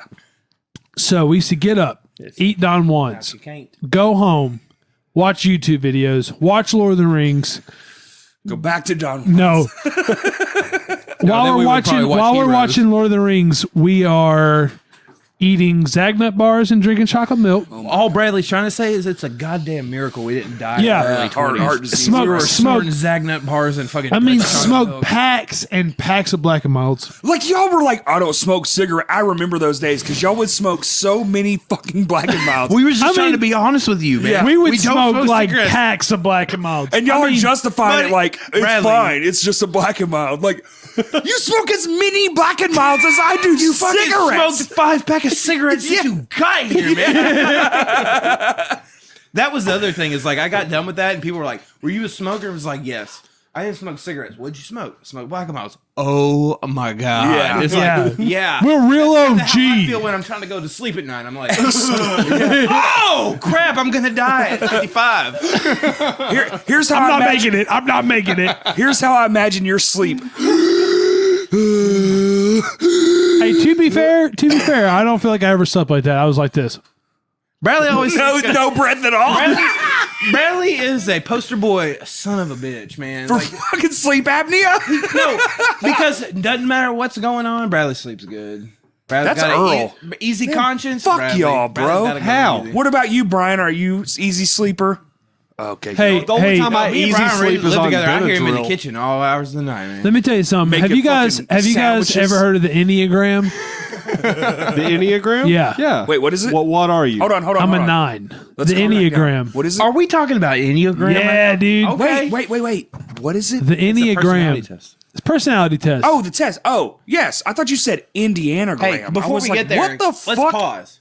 Do you guys, y'all Myers-Briggs guys? Y'all know what the Myers-Briggs is? Myers-Briggs. You know what your personality I sometimes drift between INFP and INTP. Yeah, I never took it.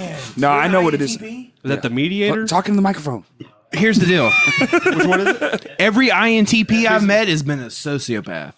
But some of them have been sweet and some of them have been not so sweet. He's too sweet. Yeah, he's too sweet. I'm an a- ENTP. I don't know what I am. Well, So I relate to INTPs real good, but then whenever they go extra sociopath, I'm just like, dude. well, here's the thing. The But fact that you even have extrovert in your Myers-Briggs things, get the fuck away from me. People That who are means- extroverted that piss actually- me You will the fuck love off. me, Justin. That actually love makes you. sense because, well, no, it doesn't. Yeah, I'm a genius. That's true. I'm not going to even argue that. I mean, that's just true. But you're weird. You're not. I don't am think weird. you're standard. I don't think you have deviations in your Well, shit. okay, so Scientifically speaking, you might be that, but you have some weird outer limbs. oh no, for sure. that I've stretch. got mutations. Like you So- can say sociopath, but you look in your eyeballs and it's like on your fucking face, bro. maybe like a touch of like something. Yeah. Like you on a spectrum, but which one, you know? No, okay, so all right, so that's actually really funny. That's hilarious that you mentioned that. So I've been talking to Hunter Man. Well, do you remember when I used to cuss you out for self-diagnosing yourself? Yes. Remember that? What'd you do? Remember those- Self-diagnose yourself? No, he used to do it all the time, and I Like finally. what? Asperger's? Oh no, my I got autism, guys. I can't get it literally, together. all kinds of shit. He was one of these. Look it up. Oh God, my toe is falling off. Like You're a Justin, hypochondriac? yeah, Justin, hypochondriac. your goddamn toe is not falling off. Dude, you just stubbed it against the sleep fucking too- couch. Yeah, you Quit being sleep a too bitch. much. Guys, no, literally, 2 of my toes fell off yesterday, so this is kind of a touchy subject. Prove it! I don't Dude, want to. Pixar didn't happen. Pixar didn't happen. Put it on the table But or anyway, that shit's a No, lie. okay, but so our friend Hunter, I don't know if you guys know Hunter, but we know Hunter. Mm-hmm. Hunter has severe Asperger's. Severe? As in Yeah, like like takes like 4 or 5 different medications to deal with it. he probably should stop taking Okay, okay, medication. okay. No, so he came over one time and he was just talking to me. Stop sucking on the fucking microphone, dick, Seth. He was just like interacting with me while I was cooking food, and he just stops me mid sentence and goes, "Bro, you have fucking Asperger's," like unprovoked. Like no, I don't. Seriously, he thought he had Asperger's for like 2 years. He's like, I have Asperger's. I'm like, do that? I'm like, just because you're a fucking idiot doesn't mean you have fucking Asperger's. Justin took, Why did you do broke that? the microphone. Hey, fuck Asperger's. Let's get stranger runs up hamburgers. to Justin and says, you have Asperger's. He takes off sprinting for the finish line. Well, that's just. I got hamburgers, guys. I got hamburgers disease. I got a fucking hamburger helper. That's the deviation. He thinks he's introvert, like he wants to stay inside and stuff, but he has. No, I'm ambiverted for sure. Yeah, he What has the what my hell wife. are you talking about? That's how I feel. Yeah. I feel the exact same. I it's just that- appreciate Hold my on. alone time, but people who are like extroverted to the point where they constantly have to be in conversation and they Yakking away. constantly need to be. Oh, dude. Yeah, like Yeah. my boss I is, feel you, is a bro. massive extrovert and like. No, not even in your sense. Like Rob literally has to talk to someone at any given point. He cannot stand silence. And My thing is, if I can't work my point shit out myself with anymore. people out loud, oh dude, yeah, hello void. But Hello. but Corey, you're like fucking awesome to talk to all the time. that's true. I'm like, I don't I mean, like stop you're just talking. literally He's just. extroverted, but he's not like morbid. No, it's just like we said on the Artie and Forever podcast. Like I wish Dustin could come back to life so he would tell you to shut up. Yeah. You He need was good at that? He was good at that. Because I have that shit with Jacob Baggett, man. Like Well, he'll I- get to rambling, I'll just look at him and Right. go, "Hey, Jacob, do me a favor." And he'll go, "Shut the fuck up." I go, yeah, buddy. That's so good. No, yeah. I have that. Rambling. I just ramble. I have verbal diarrhea. I really Yeah, feel but like, dude, it's I so really feel like the good. gems Your of a verbal person's diarrhea is soul- so good. It's so good. I always verbal feel like diarrhea. the gems of a person come to the surface when they're just fucking rambling. That's why I don't ever get in the way. because you get to see them You in their are- in their literal Hey, in their you know private what? You know state. what Led Zeppelin said? ramble on. Yeah. They did. Ramble on. Hey, I'm a ISFJ, the defender. And you guys don't. Yeah. So Bro, can I ask you a I'm question? the about most that? I'm the most extroverted introvert, apparently. Do you really live in the moment? Are you, in a sensing way, are you a moment person? Because, like, the moment to me is guy's just incredibly like a deep. landslide of the future You're not a moment possibilities. guy. I live after the moment. But that's the thing. That's how I. And if anytime a guy comes to me, he's like, "I'm a IS, any or ES, any S." S never is took- like I accommodate. And I go, Sensing. what you mean? Was by that is sensing? like- yeah, but what that really means is like you're more involved with the present moment than planning for the future or worrying about the past. What the So Oh, party foul. God damn it. It's okay. It's okay. No, you don't have to. It's a. Here's No, well, I just want it to be known. I didn't freak out. Can we have that on record? Hold on. no, here's the thing. It's okay. I It's just think- a table. I think believe you. I think I am in the moment or in the present or whatever because like I'm not like constantly looking to the future. I don't do that, but I don't look to the moment until it's done. past? I would much rather just be here right now than thinking about what's going on reflect. tomorrow. Like this will be awesome tomorrow.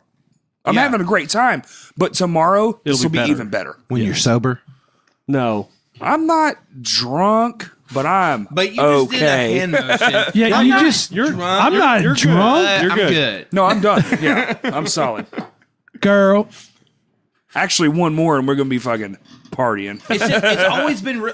If you are an S, I'm just gonna say this. It's always been hard for me to relate to S's because they are such like momentary people, and I'm a ENTP, so I'm always like, "What about the future, bro?" You know.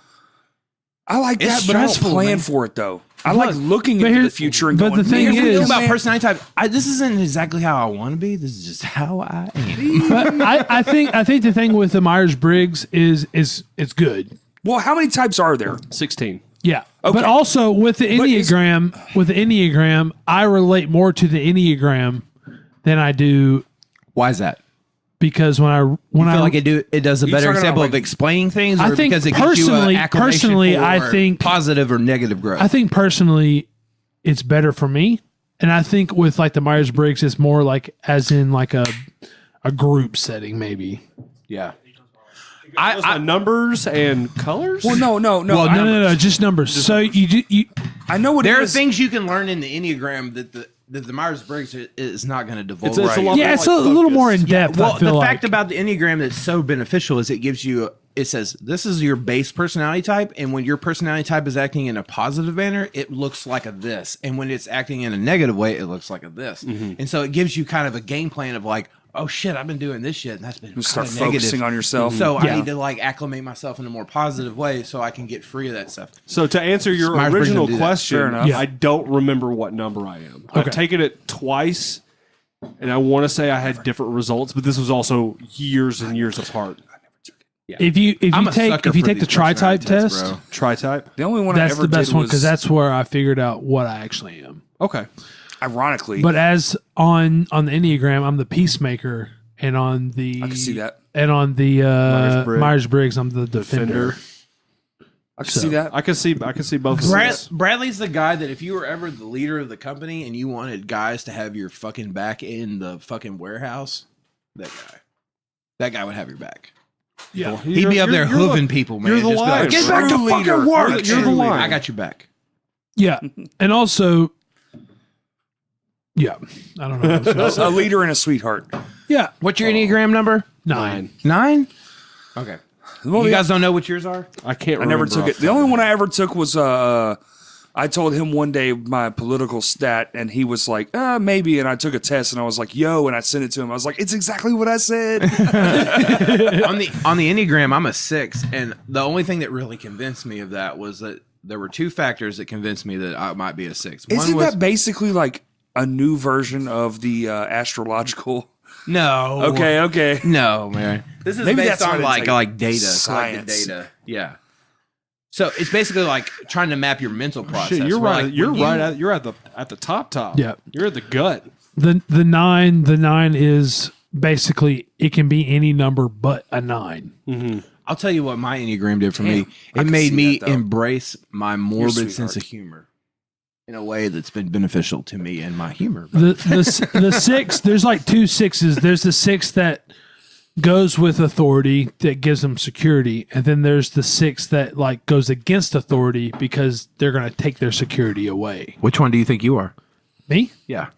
I go to 6 in stress, and I would say that I would be When you're stressed, you're a 6, you're saying? yeah. So like when you go to it, so 9 is what I am, I think 9's what I'm supposed How to did be we when I'm get healthy. here? and then maybe I don't know. So when I go to stress, I go to a 6, which is like the anxious. just neutral. So I would say I'm cool the about the Enneagram. Yeah. I would say There's no I'm right the or wrong. kickback against authority Yeah. because I'm like, no, you're not going to come in here and tell me what to do. Right. You're not going to do that. I like I'm a 6. that. Don't send me some YouTube that's video about a me just conspiracy normal. video. I'm going to watch it. Wait, what about this? Yeah, that's me normal too. Right. I just like telling people, fuck yourself. Yeah, you can take yourself and go fuck it. I sing it to them. I'm like, oh, you want me to do what? Hey, are Go you? fuck yourself. It's cool though. Personality types and tests are great because you want I to learn think about I'm just an yourself. all over. My thing is I don't try to box myself in with that, and I think I've done that in the past, and I think What that a people total do that in the 6 present. thing to say. Let me say, let me say it like you meant to say it, like Brad. I like to box myself. Like, I like to be But here's like the open. thing, bro, is like when you find out I like you're to be a- open and not like like in a box, bro. like if you put me in a box, I'm gonna break out of it. That is definitely a 6 I'll build a ladder and I'll get a Oh, this shovel. shit's a box. Fuck You guys are literally just saying boxes. Made me think of Taco Bell. Yeah. you. The $5 box. Except, No, the 10 taco box. wait, Is they that have- $5? No, it's not. Then I How don't many know. dollars is that for 10 tacos? It's not $5. I think it's- You're telling I- me those tacos. I think are it's worth more than 50 approximate- cents a piece. Or you can get the $5 box and get like a burrito, a Or you can just taco, get and a double gordita deckers and crunch beef. and a drink. Or you just don't eat Taco Bell and save your life. You can go Yeah, that's Taco true. fucking Bueno and What get a up? Get Thank the you. nachos. Sponsor. That's our This other brings us sponsor, to our next Taco sponsor, Good. Taco Bueno. Good. That's the good taco. This is the good It's in taco. the name.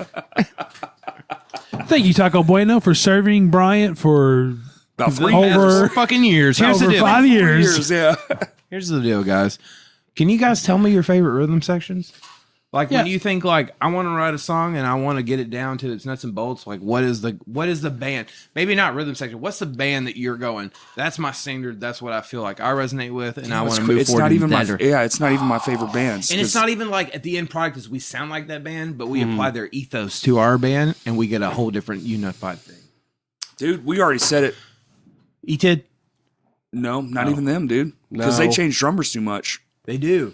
Man, when they lost Rat Boy. Yeah. Well, I mean, I don't. It's But whatever. the thing was like but Daniel Davidson's. they had a lot of great god. drummers in his place, but Yes. Rat Boy fucking stuck it out with him. He did, was on shit. and I realized most of that was personal, but no, not them at all.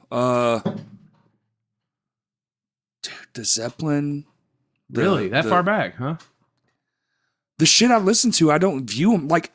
Take my favorite band, Under Oath. I don't view Grant and Aaron as a rhythm section. No, not at all. I Yeah, view you shouldn't. I view that entire band. That's a as different way of separate presenting your entity. music. Yeah, Yes. For sure. They're like one thing. their entire dynamic. Like I'm is not going to break down the rhythm section and be like, oh yeah, that's a great See, rhythm yeah, you're not section. following on they're, that. They're like they're a live show band. Yes. Okay, You so want to you're see talking about them just their live, performance. although their new Solidity, drummer, the dude who replaced being Aaron, solid as fuck, David. or- Maybe I don't Well, mean he's specific. fucking back. good. I Aaron's know, back. but he was so good, dude. Well, Daniel Davidson's a beast. God, he was so. Remember when we saw them at Sunshine Fest? Who? Under Oath, and they had not Aaron, but the other guy. Daniel. They The had dude who Daniel. played with Norma Man, let me Jean. tell He y'all played guys. with Norma When that Jean. dude was playing drums for him, that shit was like water over rocks. Dude, he was fucking good. amazing. He's amazing. He was so like I thought like Aaron Gillespie has implanted his personality into the structure of the band and the Yeah, yeah. identity of the band. But as far as like a great drummer to fill that place, like that record that they put out, what's it called? Oh, Disambiguation. Yeah, Disambiguation. Yeah. Man, he killed it on the drums. Yep. As far as like from a drum performance standpoint, I no, was he's like, amazing. yeah, yeah, it was great. Oh, dude, it was really good. Dude, his E-Tid album is dude, look, I didn't realize. Did he play did a with record E-Tid? listen. What record did he- listen, And Norma Jean. Listen. I knew he played with Norma Jean. Listen. Listen to the albums. What's the Oh God, the Aftermath Yup. by Norma Jean. That's Daniel Davidson, I think, at Yeah, it is. at top peak as a drummer.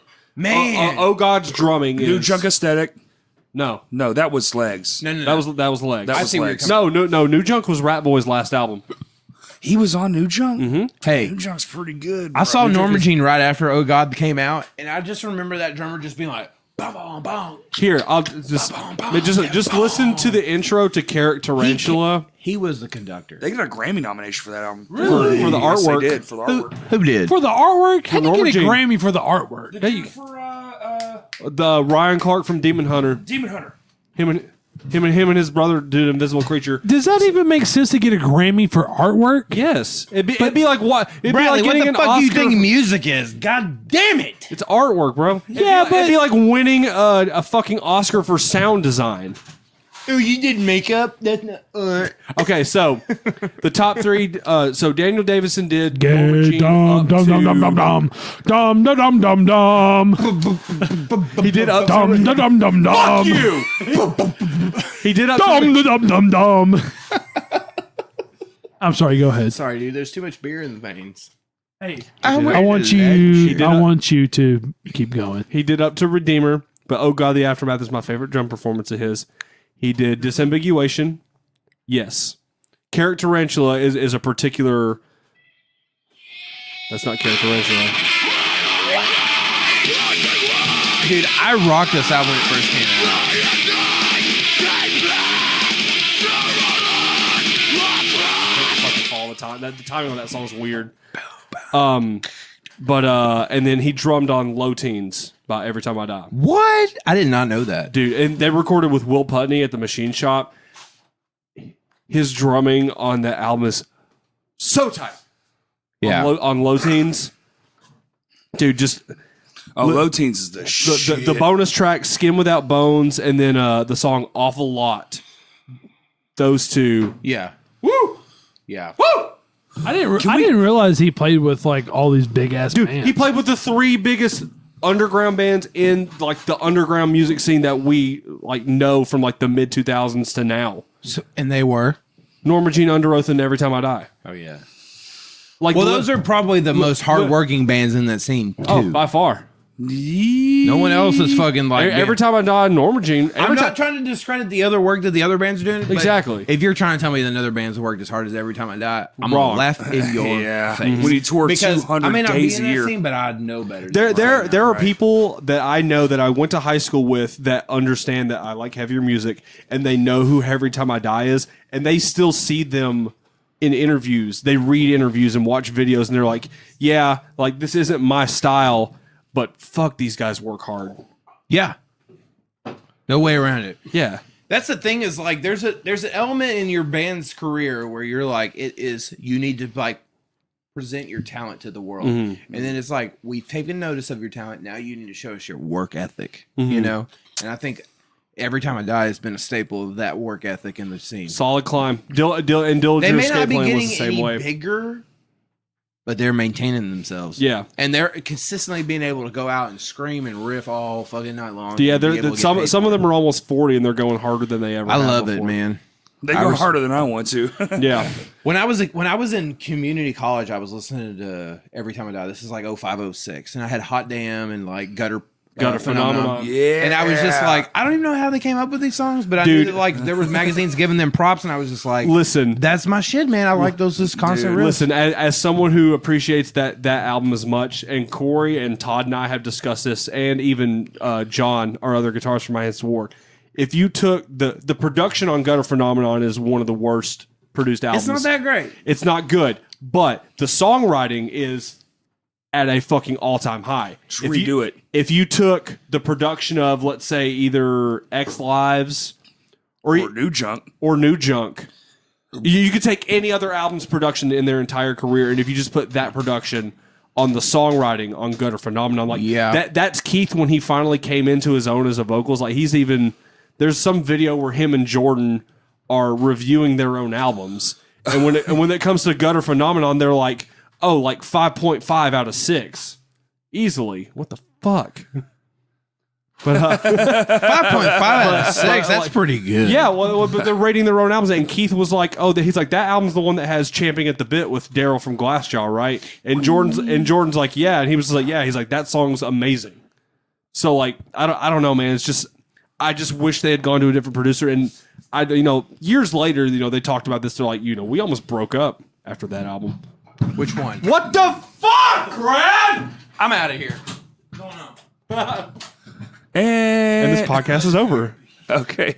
And this, Did he hold it in that whole time? He did. I haven't peed yet, bro. Hey, I ain't even been drinking beer. You haven't been drinking. Hey, what if we said this? Let's talk about something different besides Every Time I Die. Yeah, let's talk about music. Motherfucker. Hey. We're an hour 40 minutes in and we haven't talked about music, but maybe. No, let's talk about rhythm sections because this Thank is really you. why we're here. Yes. How do you remember that?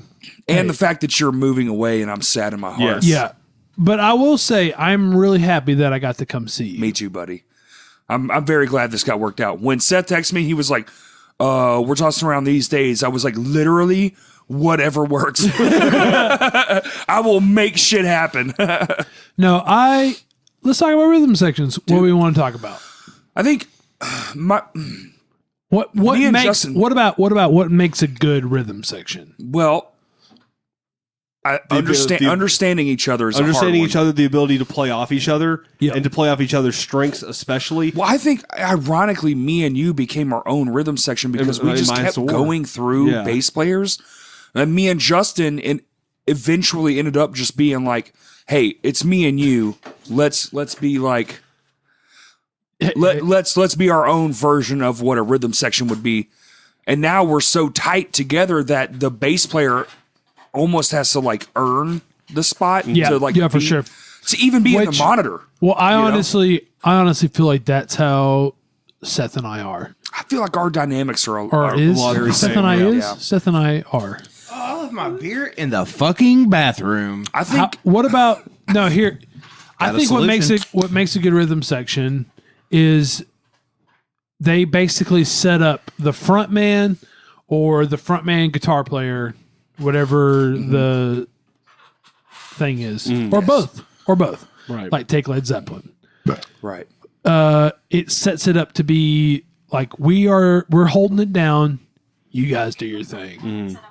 Yeah. Wow. Okay. Wow. Thanks, hey, Siri. Hey Siri, you could go fuck yourself. Go fuck yourself. Not on my phone because that's nasty. But no, like I think the rhythm section is. It doesn't matter what the fuck is happening on stage. The rhythm Right. section is holding it down Yes.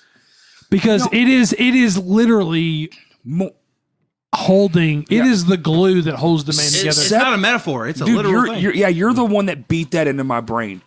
Before, yes, please. Before when I was going through like band changes, and me and Justin were still pretty new at playing with each other. I'm talking to like in my world, what a super musician would be like Seth or Bradley, like looking at you guys, and you're like, dude, no, you got to do things like this. You have to. Well, I only know so many people, Right. so and you guys I are only the know so closest many thing to a great rhythm section that I would ever know. We did get called the wet dream of Rhythm, no, of and rhythm. And dude, hey, with them. well, here's the deal. The wet dream of rhythm sections. I would agree with that, but getting advice from people who are so ingrained in the pocket scheme of music, you start to take you start to take those values and you start to like add them to your own shit. Yeah. So whereas me and Justin are like now, like the other day, we're writing a song. It's called Delusional. And we're writing this song. It's for Lame Johnny. And it's got this pedal thing. And I'm like, Justin, the chorus is all rushed. If you would, like this part and this part, like pull that part. And he's like, oh, okay, I get it. And then we play it and it's like, it's perfect now. Or then the other day, yesterday, we're playing My Hands to War practice. And it's, hey, actually, I'm going a little bit slower. Can we all just kind of, like a stutter. It's like a stutter. We have a lot of stutters in this new album for sure. There's a lot of stuttering, It sounds like my nightmare. it's what I like to You're do. welcome. Actually, it's my new favorite thing. I get that. Like me and Justin trying to push each other. It's kind of weird because we don't have the bass drummer dynamic. We have the guitar drummer dynamic, but me and him push each other to be like, well, actually, if you do it like this, or if you do this, or he'll give me comments like, you suck, or Although I will say, it's funny that you mentioned this whole like the rhythm section thing with you and me playing guitar and drums, and then when I was in Hot Mess and I played bass, like we were an actual rhythm section. we were an actual rhythm section. We still didn't fucking. Dude, we locked in. I feel Yeah. like we were like fucking laser beamed. You were the person I paid attention to. Literally, you were thinking a band. For me anyway, I need guitar in my mix, and dude, no, it was like, dude, just give me all the bass. That's how it was. I was like, give me all the kick drum, all the bass, tiny bit of vocals. Let's rock this shit. Until recently, for years, it was just stage left guitar, turn everything else the fuck off. That's it. Dude, my favorite shows were Not where even kick drum? the only thing that was mic'd was the kick drum and the vocals. Those are my Yeah. favorite shows. I could see that. Yeah, you can So throw that every guitar to floor five. show ever. The 5 land, the 6 land. Except I hate Five, the way I go to sing, the right. so. 1, 2, 3. I have no vocals on stage. None. Although if Seth's playing guitar, totally turn it up in my monitor. Yeah. If I'm following anybody, it's definitely Seth. If I don't have the bass, I'm okay. I can follow Seth and we'll be good. Is that bad? Me and Bradley just have a friendship connection. I feel like- where it's just like, hey, We're on man, another level. You know, Yeah. I'm out here acting a shithead. It's fucking Hey, you just keep a telepathic. 4 on the floor. He's Well, it's looking at me almost going, like- I know. Yeah. Yeah. No, yeah. Man, there was 100%. one time we played fucking Los Cucos. Where the fuck is that? We were in Arizona, but we were right Okay. outside of Los Angeles, like Los Cuca or Los Yucca. It was that Yucca pub. Like it was in Arizona. It was somewhere in No, Arizona. it's in Phoenix. It was close to No, it's Yucatan, Angeles. Yucateco, Here's the Chicalaco, like a Mikey. we're playing Johnny Be Good. Yeah. And Yes. we come to the stop and Sean just goes, BAM! And puts his hand on his head and he goes, fuck, I forgot how to play guitar. I forgot how this song goes. And me and Bradley look at one another and we go, we just We shake said, our head like, "Blah." fuck you, man. We got this. We're, You know what happened? He messed up, and me and Seth said, "Nah, dude, he we got needs you. saving is what You we just said. you just follow us. You get back on the train. You fell off. But guess what? We're still going. I You just literally got to looked hop at on the Sean- train. I looked at Bradley. I said, "Sean needs saving." And he just looked at me and gave me one nod. He goes, That shit. "Bump," and I was like, "Yeah, we got Sean." That shit 1000% happened in Hot Springs like 3 weeks ago. At Maxine's. Yeah. What happened? Oh God, we went to play a new song. Oh, and yeah, I yeah. wanted to extend the intro, but my stupid fucking ass when I went, I gave Justin the hey, go longer. You know, oh wow, the go longer movement. He went longer, and by him going longer, I forgot the opening vocal line. I remember that. You did the thing that you're not supposed to Yes. do. And that's, let's start over. Yeah, Oh, yeah. we got a good story about that. We do? Probably shouldn't say it on the. You do have a story about that? Utah. Oh! Utah. Hey, Let me tell you about Mormons! Utah. Wait, just wait. Let me go to the bathroom. Okay. The fact I'm that gonna you tell just- y'all about the fact Utah. that you mentioned, hey, we played a show in Utah. That's already bad enough. Let me tell you about Utah. We Justin- played a matinee show at 4 But hold fucking on, p.m. hold on. But Justin made it even worse by going no, and I just wanted to casually just go, okay, I fucked up. I should not have given him because Yeah. I was feeling the intro. I was like, yeah, this feels good. And then when we did the second time, my brain went, no lyrics. Oh, man. Fuck. I was at that show. I thought y'all did good. You were at that buddy. show. Y'all's the crowd there was weak as fucking Hey, shit, man. hey. I will give the crowd all the credit because for the first two bands, There was they no were one. sitting in their chairs eating God knows what. God knows what. I don't know what they served What makes there. me so mad about people who come to fucking shows and pay money to watch that band play Yes. is they don't participate in the energy of the moment. It's strange. And I'm not saying that I'm out there just like fucking pom-poms and cheerleading. I'm totally not. You know me. Yes, you are. But I am engaged in what's going on. Well, you're in the up room. front and you banging your head. You know. And people are just like, "Oh no, man, it just wasn't for me." Oh, It's no. like, can you even recite for me what was just going on in the fucking Yeah. room? Right, You know? right. Question: what's happening? Oh, no. We were just waiting on you to get back. Yeah. Are we gonna talk about what happened? Okay, Utah. So Utah, We Salt get to Lake Utah City, and- weirdest fucking place in the world. Yeah, we play a matinee show, and they're just like, Great "Your- preface. Your set's before 5 o'clock," and we're just No, dude, like, we literally played at like 3:00 in the afternoon. "That's before Gross. 5." Here's the deal. before 5. Is it? Is it though? Like 3 is before 5. Bradley, Is it? trust me, man. Is it? You trusted me with less. That's true. But wait a minute. If you take the moon and the stars and daylight savings time, I'm a fucking idiot. Take your ISFP ass the fuck out of here. Here's the deal about Utah. It's fucking weird. Yeah, dude, it's the fucking weirdest place. weird. It's 3:00. We're in downtown Salt Lake City. Not a soul I in couldn't tell sight. you if anybody lived there. No, there's not one fucking person there. I have a video on my phone of me and Bradley just like goofing off in the van outside that show, just trying to make it work. And Right. then we're like looking out the door, and it's just like, Where are the people? I thought Where they Salt Lake at? City was people. I didn't know it was buildings. I didn't know it was golden panties and Mormon temples. But That's all what it it is. Yeah. Shout out to Salt Lake. but I tell you what, we played with the old dude from Ass City's Burnt. We stayed with Colin. Colin. Yeah. And That's where he lives now. He slow cooked some pork for us. He took us to the liquor store. He got us set up with some good vodka. We had a great time in Utah. But the show, though. That show was fucking shit. And I It remember there was was a the dude from fucking worst. the band Listener. He was like, "You had your amp turned around.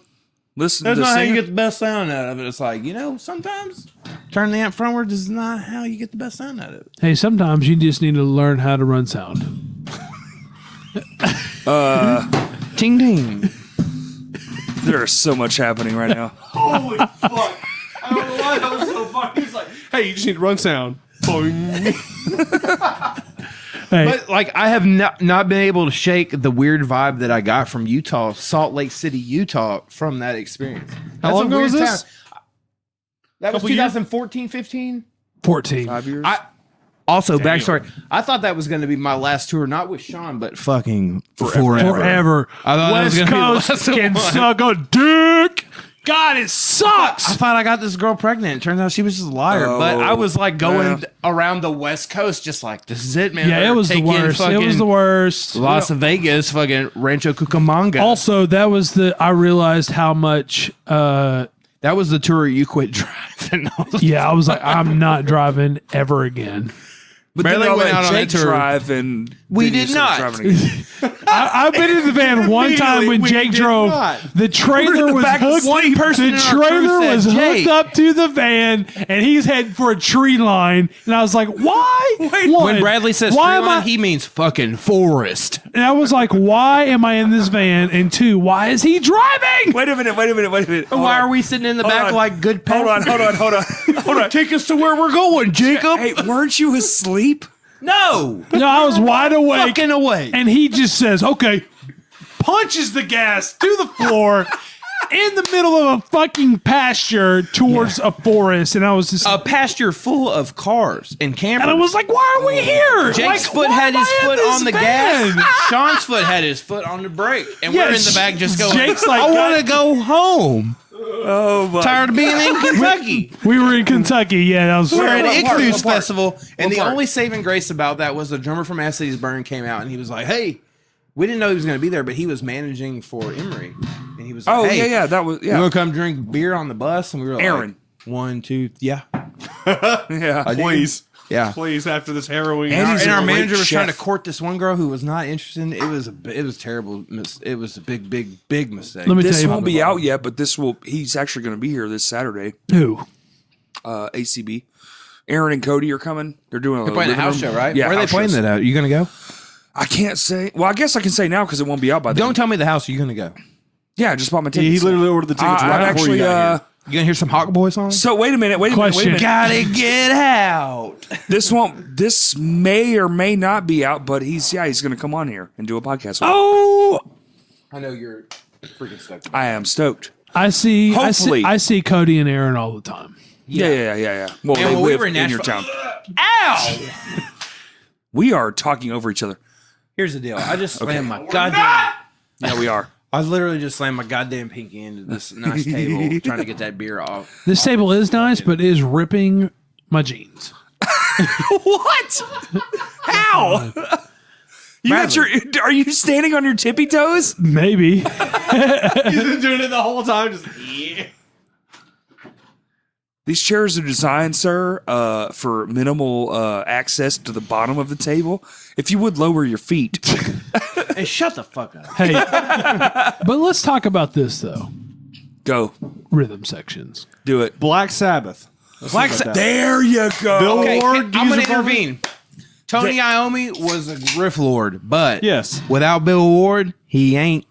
He ain't. Bill Ward made those riffs heavy for him. Not that they didn't have a potential for heavy, but when Bill Ward did his thing rhythmically to that riff, yeah. it was just like fucking play it anytime. Oh, I didn't even think about fucking. I've been thinking about it for the Black last Sabbath. 20 minutes. What are you tired, pussy? Bitch. Do you need a beer? You haven't drank a single I beer. don't doesn't I don't drink. drink. What are you, straight edge? Oh, No. No, he's on pills. Pills. Gaylord. Gaylord pills? Is that what you just Are you said? on I the thought you- shots, your Justin? medicine wouldn't You let making you a drink. transition? No. Oh, No, I don't. I didn't like to drink on my mess, but I also don't smoke anymore either. What, cigarettes or stuff? I haven't smoked weed in a while. that's sticky. Me either. It's been about 6 hours. Damn, Bradley. I've been I quit. need a I'm joint. fucking angry. I've been quit since this afternoon. Yeah. I smoked earlier and took a fucking nap. I did. That's how I know did- it's medicine. I did currently acquire 2 edibles. Ooh, I got many 8 milligrams. Hey, wait, listen, wait. listen to My this favorite. I have one in there. You have an edible? It's hidden. It's gonna be found. No. Wait. Secret. Wait. And I bought the 50th anniversary edition of 2001: A Space Odyssey, and I'm gonna eat that motherfucker when it gets here. And that's all I'm gonna do is Stanley Kubrick my mind away. Wait, This is why me and when- Corey are buds. Yeah. When it gets here, as in the DVD or the, DVD. edible? No, the edible's here, but it's in this house. And even my wife can't find it because she tried to be like, well, let's just take it and watch cartoons. And I'm like, bitch. Bitch, you better shut your mouth. I Listen, don't listen. need you. I looked her right in her face and I said, bitch.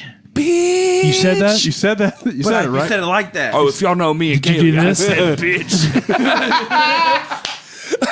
I literally did this, and then Bradley did it, and it was way funnier. Yeah, y'all gotta stop doing that. You know that's registering. You Hey, remember when I said we know what earlier we're that I doing. saw High on Fire in New Orleans after going on a cruise with I Buddy? do because I'm still. I got off that I cruise. fucking hate you so much. Here, let's talk about edibles. Let's talk about edibles for a second. I got off that cruise boat. let's talk about I went and edibles. had pizza, and then I got ready for that fucking High on Fire show. I had some poke. I had some sushi, and after that, I said I had brought like Have a you- little Tupperware full of edibles that my friend had sent me from Washington. Brownies, cookies. What are we talking? They were little bonbon like things, Yeah, and they they were were- 30 milligrams a Mine's piece. a But for Tootsie me, Roll. that is not shit. So I Yo, wait. 30 Mine's only milligrams doesn't even phase Mine's me. only 10 milligrams, and I'm terrified. Oh man, I take that like a champ. Listen. Here's the deal. We got there and I was like, Fucking look, stoner. these fucking edibles have not done anything for me. This is all allegedly. Allegedly. I took 150 milligrams and I walked into a High on Fire concert. I watched What two the opening bands. fuck? As the second band closed, it started to set in. That's when the unicorns came When out. Matt Pike got Yes. on stage, I swear to God, he was a Care Bear. Which one? Which one? Man, I'm gonna The say, rainbow. I'm gonna say orange. I mean, this fucking symbol, not the color. You fuck. I'm not even trying to be funny. He got on stage and started riffing, and I was like, No, it's shit 'cause he's shit out playing of his Orange fucking Ant. chest, and he's bringing me joy. Sherbert Bear. He's a Fucking buddy, He was like, over me and elbowed the hell out of me, and he goes, "Boy, you look like an old slobberhead." And I was because I literally was just sitting there, just like. We left there, and I don't know. Have y'all been in New Orleans? Have y'all spent much time down there? yeah. Yeah. It So is everything in the the corner greatest is place. one-way street. It's a Yeah. fight to the death. So I'm like, buddy, you're gonna have to drive us back to the quarter where we were staying, and I'm tossed, man. And we're like 60 yards from the turn. I'm like, dude, fucking slow the fuck down, dude. You're gonna kill us. And he was like, yo, man, chill. I got it. That's how fucked up I was. I don't freak out on the road, but in that instance, I was like, dude, that curve's coming in hot and heavy, man. You better calm it down, man. We stayed the night at a church. The next morning we woke up. No, that's a different night. With demons in your butt. Before we left for the Yes, for the sir. cruise, we went out and got absinthe that night. And the lady at the pirate bar next to the Catholic cathedral was like, "This will make you hallucinate." We were like, "Hell yeah, I give us remember. 2." So we drank 32 ounces of absinthe. shit, 32 ounces? Bro, I went singing every word to Thunder Road. I went Oh, down, yeah. Born to Run. I was singing that motherfucker down the street. Hey, which brings us to our next point. Max Weinberg is one of the greatest drummers in the Yes. world. Okay, We but- just talked about this like last week. Dude, why does he not come up more? Max and his son both. Max Weinberg is one of the greatest drummers. Why does he not come up more? He is, Because he does the Tonight Show, probably. but you know why Not he doesn't anymore, come up? But Hey, that overshadows the thing that he did with Bruce Springsteen. but you know why he doesn't come up? Because he doesn't do anything fancy. That's true. But he is fucking incredible. He is so solid, dude. You know who else doesn't come up enough? Animal. Questlove. He played Questlove, with. dude. There you Also, go. dude. also Steve Jordan. Breakbeat kit that he sells. I used to is- have one. I know you did. It's sick as fuck. Bro. I sold it. You did? You did? Man, that's what's up. Selling your Christmas gifts away. No. Satan. I sold it. Why? Well, you know, Because you're moving out of country. yeah, and also I never played it. Man. It was awesome, but I like 24 kick. Man. What? Wait. What? I like 24-inch kicks better than like. Oh, 10-inch it was like a kicks. 20, When he right? bought it, I was kind of like, that's cool, but like, what goes with Listen, that? here's the thing. My dad died. 24 I know all day. you. You have whoa, the most whoa. lead foot I know about. Yeah, I was playing. I was like, man, this doesn't feel good. Tuh, tuh, tuh, tuh. I like Instead of I like buh, I buh, like buh. laying my foot into the kick drum. Yes. You really do. You like beating its ass. I'm trying to kill shit when I pick. I'm trying to kick a hole Yeah, through it. I yes. did kick a hole through the kick drum. Remember that? I've got a hole right now in Where mine. were we at? We were in- I do remember it. I remember I was in the. We were in Tennessee, and it was right trying to before. It was right before Electric Delta.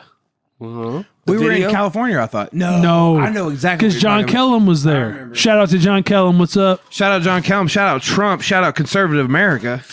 What? This podcast is fucking over. Ruined. You sick fuck. Candle mask. No, vandal let's go ass. back. Let's go back. This is Let's, the guy I see on fucking. Never mind. no, let's get back. education's free? You talking about Alex Jones? No, I'm talking about life. Oh my God. Hey, I'll tell you what. You guys should get Alex Jones on your podcast. Yeah, we'll call him up super quick. I would just be, instantly famous, and that's okay. I would just honestly be like, yo, say things, and he would just be like, fucking frogs are gay from liquid in the water. I'm like, I'm telling you, gay fucking frog. gay frogs, and I'd be like, whoa. Way up. Go That gay whole frogs. fucking episode with Oh him. my God. Listen. Anyway. Alex Jones. No. I can let's- track with him, but also I'm like, dude, you need to He's calm crazy. the fuck he needs to calm down. the fuck down. Just take it down. Listen, what were we talking about? Rhythms. The alcohol has taken hold. I'm gonna talk about maybe my 4 rhythm sections that I defer Do to. it. Yes. Okay, one is Rex Brown and Vinnie Paul. Honestly, Okay. I'm the biggest Pantera Great. fan that Yes. I fucking know. And I there's don't There's a They're- tattoo, CFH. that's my underneath. shit. Well, Yes. there might be a person who is a literally a bigger fan like that is taller than you, but in terms of like your love for Pantera, I get man, that. I'm just gonna say this. I I may made it be a literal joke, Corey. If So I- just keep shaking your head. It's all right. Just You stop. If I skull make it wearing, to you 90 fuck. You tired, you pussy? Listen, here's the deal, guys. If I make it to 90 and those riffs are still being played on the airwaves, I'm still into it. That's how I know they're my favorite band. Is those riffs? Don't I'm get rock on hard. Oh, did you But I take feel your like- Viagra? well, I'm not a Pantera like let me buy all the merch guy, but feel I'm like- just like those are the riffs that move me, and I will always love them. But I feel like it's like the Black Sabbath of now. You listen to Black Sabbath, you're like, bro, this is damn near easy listening. Yeah, With as heavy as they go now, even Pantera, there's no fucking comparison. no. You I'll can't tell you- compare I'll tell you that what- I shit. listen to Pantera and I laugh my ass off. Yeah. man, I'm just like, how they get that heavy, man? Yeah. Listen, Pantera listened to Van Halen and said, "We're going to do that, but heavier." Well, they started out as a glam band, right? Yeah, no, Playing because a listen, fucking if skating you rinks and because shit.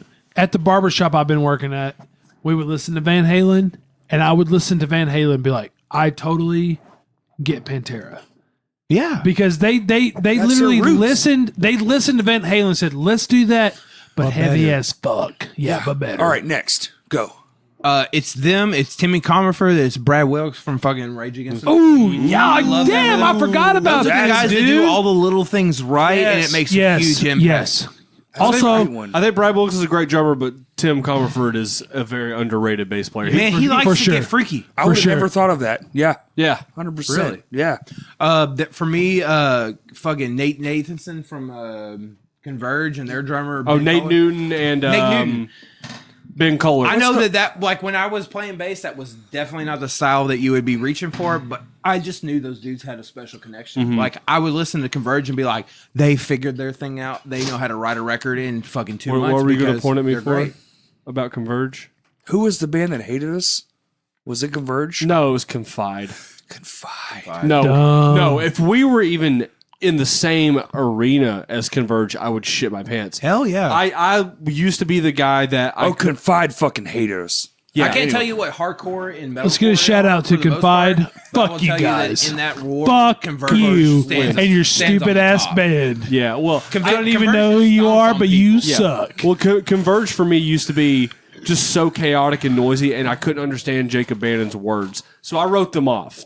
I appreciated the ferocity. I feel you. It literally wasn't until like 4 years ago, maybe, that I Yeah. like started kind of redabbling back in their catalog. And like Jacob Bannon writes the best lyrics in the world. Yeah, yeah, yeah. And he does You all knew their it was artwork. from the heart. Yeah, and I'm just like, okay. Yeah, and yeah. then they put out The Dusk in Us recently, and that album is so fucking heavy. I agree. And I mean, Kurt Ballou's a god.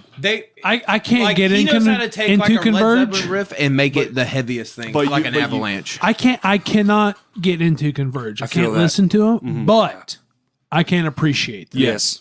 I'm Like the same I way. get what they're doing, but I Dude. can't sit down and listen to them. But Let me that's tell you. because it kind of gives me anxiety. Here's the deal. Bringing it back around. That style of music, that whole mathcore type shit. Can't that do shit, it. That shit Man, makes I don't me even feel think comfortable. about that like that, man. That Well, shit your makes me brain's weird. comfortable. Yeah. No, well, growing up, my mom thought every album that I heard that was not 4/4 and screaming, she's like, how does that match? I was like, that matches how I feel in here. Yeah, I don't want to Can't do explain it. that to It does- you. Yeah. You know what my brain's doing? ZZ Top. Shutting off. My brain's literally going All right, ZZ next. Top. I speed. remember That's getting two. No Heroes at FYE in Hot Springs and sitting in the parking lot and laughing my fucking ass off at how heavy that was. To me, it sounded like the fucking Wicked Witch of the West and her monkeys out the fucking Fuck, Brad! You don't have to yell. Hey, dude, we're live. I'm just Did trying you to see tell how you. small my waveform No, is? we're though? hot. We're hot. We're hot. That shit was so heavy to me, I just laughed in the parking lot by myself. That's awesome. Like- That's a great story. Just Like, to yeah. just laugh at Like how I heavy knew something that is. this everything that's going on right now in this moment, from my perspective, is hilarious. Also, from my perspective, it makes 100% sense. You know, I look back further and I look at James Jamerson from Motown. Oh, I don't yes. care what drummer he was with. I was he hoping you were going to name a Motown dude. James Jamerson was killing it. Doug Dunn from Stax was killing it. And Al With fucking Jackson. with Alan Jackson. And, Al Jackson and Jr. fucking, Al Steve Jackson Cropper. Jr. That band from the Marquis, that band was great, man. So good. Watch it. I look back at like, man, one of my favorite eras in music, and I don't feel like it's portrayed in the music that I write. But one of my favorite eras is like that post-metal era, that new wave of British heavy metal era. Fucking Saxon, Diamond Head, fucking Dio, Rainbow, Sabbath, like all those Thin Lizzy bands, you know, just like right at Thin Lizzy. right Thin at- Lizzy's all that drummer. stuff was just like, oh my god, that's my shit, man. Because Hey. it's so riff oriented. There's the rhythm section present, and then there's a hook going on over. Thin Lizzy's drummer is seriously one of the best drummers, and probably like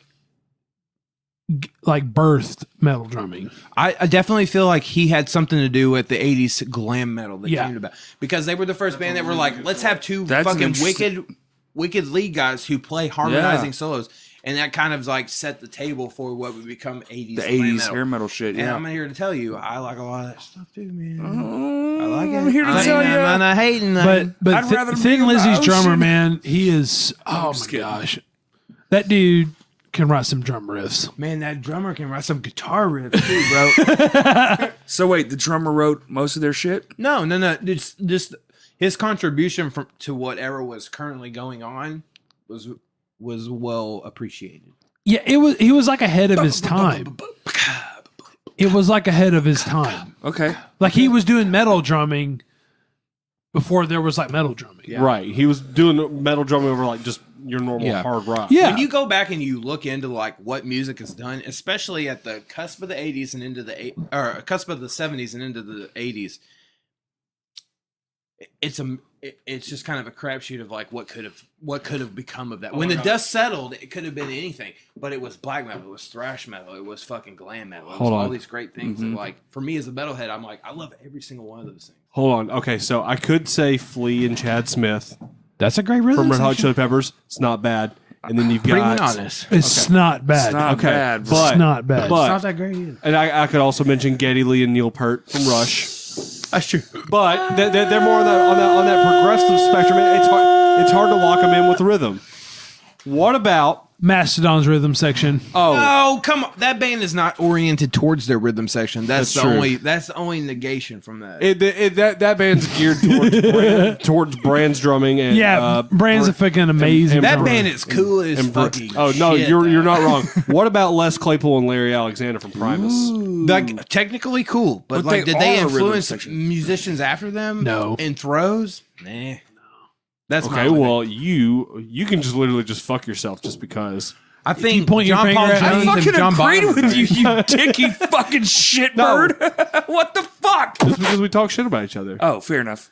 What that's about what we're doing what about ACDC though?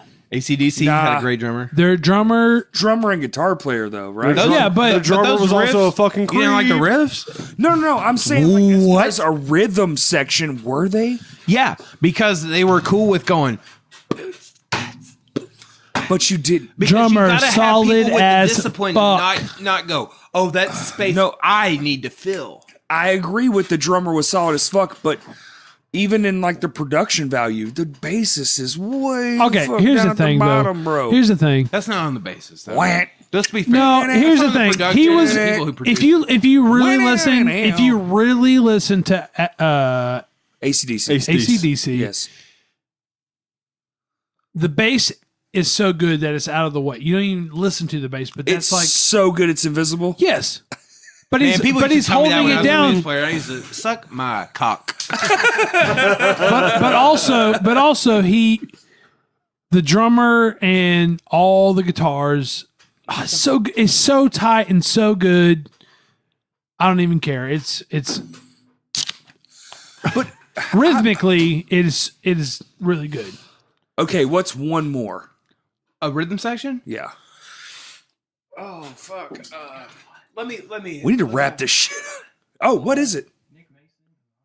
Oh yes. Pink But Floyd. here's the deal. Pink Floyd. We're dumb. Pink Floyd as a musical Thanks, Brian. entity put out great music. As a rhythm section, I don't think they qualify. Maybe, how I feel. I don't think they qualify, but bro. Nick Just say- Mason as Name a drummer. one rhythm hold section riff that you need to put on the Hold tape on. right now. I was. That's a I was baseline. just about to say Brian's point of Pink Floyd and Corey's point of money. That rhythm alone is But here's the God deal. tier. But the thing is like that's God one in how tier. many records? God tier. Fair. What about the drummer and the bass player for Weird Al Yankovic? What about them?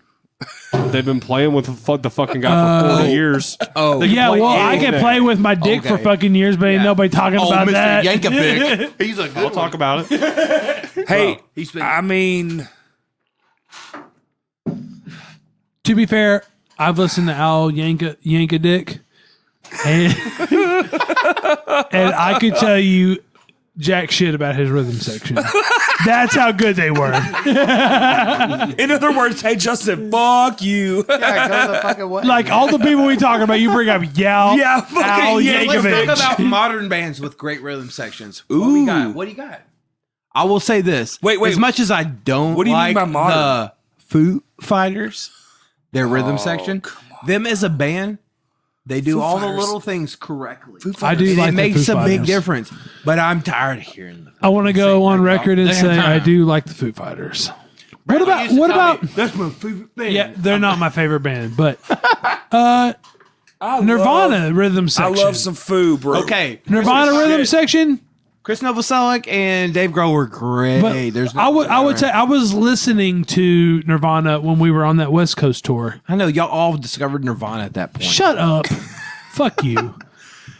I was I'm just fucked. like, man, the bass is so underrated. And just like across That the board. happens in those big bands. I'll give you another example in a different realm. Smashing Pumpkins. Billy Corgan was always underappreciated as a shredder guitar player because he was the primary songwriter. But he is a phenomenal guitar player. There's no way around But it. we're talking about rhythm section. So you're talking about Jimmy Chamberlain and Darcy Retzky? You could talk about Melissa off Duff Mar. You could talk about Darcy. Who are you talking about? Darcy, they're original. You're talking about Darcy? Yeah. That was a good one. That was a good rhythm section. Decent. We'll say. are you- Wasn't are- special, are- but it was Wait a minute, required. wait a minute. No, what no. about Incubus? Incubus, which rhythm Oh, section? wait. Yeah, which bass player, though? Yeah, you talking Ben Keeney or you talking the dude before him? You talking about Dirk Lance? Dirk? Dirk? Man, give me some knuckles. Incubus is my second favorite band in the whole world. Who's you first? Metallica. Just on what? No, listen. On for two separate reasons. Metallica.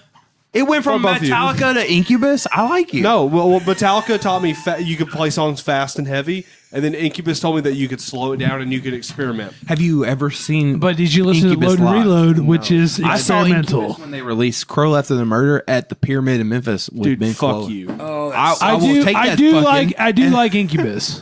Listen, I will give you that was "Crow After the Murder" might be my favorite Incubus record. For a very, very long time, I was Make Yourself only. That's a good record too, and man. like Morning View is obviously good. Like everything. Morning View is the one I'm a real big fan Morning of. View and Make Yourself are like It's the junior two. high, middle school. To Yeah, the fucking yeah, but like yeah, yeah, I did not appreciate Crow Left of the Murder when it came out because I was like 15 or 16 in high Right. school. But Priceless That song, The look Priceless. on your face was That song is my favorite Incubus song by a fucking mile. But- Did you ever but have hold the on, live at hold Red on. Rocks Wait. DVD? Hold on. Wait. Have you listened to new Man, Incubus? what a cool. Wait, Six wait, That wait, Little wait. World. Shit. We're forgetting one, guys. What? Deftones. Okay, which Chino Marino and fucking Abe Cunningham? Yes. You talking about Okay, Chi Chang? that was a good Chi. rhythm section. Yes. And Yes. maybe I didn't bring it I up don't. because I don't like the it new sucks guy to talk about. I don't like Yeah. the new guy. Yeah. I like the new Sergio? guy. He does a great job. He's okay. He has like a more guitar approach to the bass. Because he played guitar in Quicksand, right? Okay. Isn't that right, Seth? Back me up here. Who? Sergio Vega used to play in Quicksand, right? Yeah. And he was the guitar player. When not I bass saw player. them at the fucking Clear Channel Metroplex, they killed it. They did. When I walked They in there, did. I was like, $45 fucking for this ticket. Are you kidding me? Yeah. They brought all their production. I was like, Okay. I ended up smoking weed with some people from another popular band. I like but that Hey, show. don't. Hey, was fun. we do not endorse. We endorse the fuck out of smoking some. Yeah. Yeah, we do. Meth, yeah, we do. motherfuckers. Oh, wait. Smoke your Everybody, smoke meth. It'll Hell make you Satan. better. Smoke meth and hell. Christ ain't the way. Let's hell Satan. Smoke meth and hell Satan. God dang. No. Are we done? I don't know. We could be. We could be. Hey, we just can got- continue I feel this like we just started conversation talking off about the rhythm air. sections, but whatever. We just started. We really did. Yeah. But listen, this is a great podcast because we've I talked think about Abe all kinds of Cunningham stuff. and Chi. I saw that version, and I saw the one at the Metroplex with the new guy. Yeah. well, okay. You mentioned that. I prefer the. Not that the new guy wasn't awesome, but it Right. was different. you man. just Oh you my you God. prefer the Chi and Abe Yes, I did. combination. Yes, I yeah. did. I think most people did. Yeah. Yeah. I mean, Abe Cunningham can make any bass player sound pretty. that's Bro, that's Abe facts. Cunningham is a fucking monster. One of- Dude, when I was playing drums, when I was playing in a band with Kalen, I was like, he was like, which hi-hat should I get? And I was like, whatever those fucking hi-hats are that Abe Cunningham's playing on Digital Bath, those are the ones you need to Yeah. Okay. All right. I have a post right here on Instagram that I did my favorite rhythm sections. Oh, okay, cool. Okay, I did Pino Palladino and Steve Jordan, Okay. the Rage Against the Machine, Yep. and then ZZ Top, Pantera, and John Bonham and John Paul Jones. Boom. Those are all solid. Yeah, Okay. solid. Can't really argue with that. Hold on. Justin's gonna. Sam Rivers, John Otto, Limp Bizkit. Boom. Limp Bizkit. Limp Bizkit, You huh? know, I mean, as far as a rap What I'm duo, trying to take it to the Matthews Bridge. What I'm trying to tell you right now is, you think that like other rhythm sections need to learn something from those guys? That's what you're saying with that? I think bass players could learn a lot from Sam Rivers for sure. Sure. And I think Rhythm sections, though. rhythm sections, maybe. he's but a great hip hop. Who's the drummer, best man. rhythm section in new metal? in new metal Dude, it might be Sam Rivers and John Otto. Okay, let's keep going with it. or Because- Fieldy and David. Well, but they couldn't keep it together though. That's But- true. That's a true. problem. Joey Jordison and what's his fuck? Paul Gray. Paul Gray? He's Paul- dead now. Dude, Yeah, Paul I will Gray is fight dead now, people who tell me but- Slipknot sucks. But here's the I thing. don't believe Paul that. I don't Paul believe that Gray. either. I don't believe it. Paul I don't Gray believe wrote all the music. Paul Gray did? It wasn't like Mick and Jim. Yeah. Played the parts that Paul wrote. Paul and I'm good with Joey that. wrote all of that shit. I'm good with that, man. That first record He for was me, a fucking I can beast, remember bro. being in my little bitty Yeah. child world listening to the first Slipknot record and just being Oh. like, this is music that says I'm fucking Did you guys irate did about you- shit, and did I you was guys, into Were it. you guys old enough to see them when they came on that first No. album? I've never seen no. Slipknot. Talk about it. I'm gonna Oh, dude. room. You want to talk about? Pantera plays that fucking show. You I want me was to there. leave right now? Yeah, I was there. It was amazing. All right, now sorry, I've got one that beats all that. The first And Slade. Don't be talk that, about your don't- Creed Don't concert. be that Slayer guy. like Don't be that guy. the first Disturbed album. Yeah, okay, go. Hey, Tell Carrie. I sorry said guys. hi. Justin Get the is fuck out of my house. leaving. Did New metal band that had a great rhythm section? Come on, dude. Wait. Shh. New metal band that had a great rhythm section. New metal. Soulfly. Ooh. They were incredibly rhythmic. I don't know the two guys that were in that band, but I do know what you're talking about. Yes. What's the one that Raleigh did the cover song? Oh, Sepultura. That was the birth part. That was what preceded. Soulfly. Yeah. No, Raleigh when it was him, Cody played bass for Raleigh too. He did. Ian and then Jeremy Thompson they covered Roots, Oh wow, and it's man, Dude, it was pretty sick. yeah. Totally. I didn't even know who the fuck that band was. This is why I got to start a band again. I want to pull out mad covers on people. Well, you posted that thing the other day, and I was like, "Why is this not a thing?" Oh my god! Because I don't have musicians to play that shit with. There's one right there. That you're right, but it takes a village, man. It's like I want to play extreme metal. Hey, Hey, Cool. one guy in the corner. this guy thinks he can. Got it. You know, you want to What about increase your tempos. I feel like you would definitely appreciate this more. I don't know if you two guys know, and Brian might know, the guys from Russian Circles. Yeah, like I've seen Russian Circles live. We've all seen. I saw Russian Circles, Brian Cook. Eagles of Death Is one of the Metal, best and bass players in the Mastodon world. live No, absolutely. at the Ryman. Did you ever listen But to? it's not really because of his bass In playing. It's Nashville? because of his contribution to the overall thing. Where's the? I saw We saw Russian them in Circles, Eagles of Death Metal, Mastodon at the Ryman. In That Nashville. sounds awesome. Yeah. Where's the Ryman? It's in Nashville, dude. Thank you. Seth says, since you know Brian Cook, do you know him from his work in These Arms Are Snakes? Yes. Dude, I saw the that man. band. I saw that band. I fucking hate you. I just want you to know something. I love These Arms I've Are been Snakes. around this fucking music scene. Hey, I just Way too goddamn long. I also want to say, remember when you guys were talking about Myers Briggs and you're like, I don't like you? Well, you guys have fist bumped it like at least 5 times. Fair. So here's the deal. all I want to say is Your fucking Seth, life. Seth was right. Seth was right About what? about the Myers Briggs, whatever he is and you are, and I could probably nail most people. Uh, And most people are like, I can't tell if they're like the thing that people are like have the least amount of struggles with is like whether a person is introverted or extroverted. And for me, that's the most difficult thing to determine about a person because I know what those words mean. right. what would It's you say? hard. What would you say I am, Seth? You are at this point in your life, you are an extroverted, intuitive, thinking, judging. You are ENTJ. You think so? I think so. Oh, okay. I think so. I don't know. I will tell you this. In the past, you've been an introvert, but since you've been married and since you've had time to like get away from your norm, you've become more extroverted than I ever thought you would be. Now, do I think you're an extrovert through and through? It's kind of hard for me to say. But at this current phase in your life, you are an extrovert. But You don't put shit together until you talk it out. maybe. I'm Yeah. telling you, as your friend. Well, Someone who knows you inside and out. I think being married to an extrovert, and when I say extrovert, being married to She's an ENFP, right? yeah, but being married to an extrovert Currently. who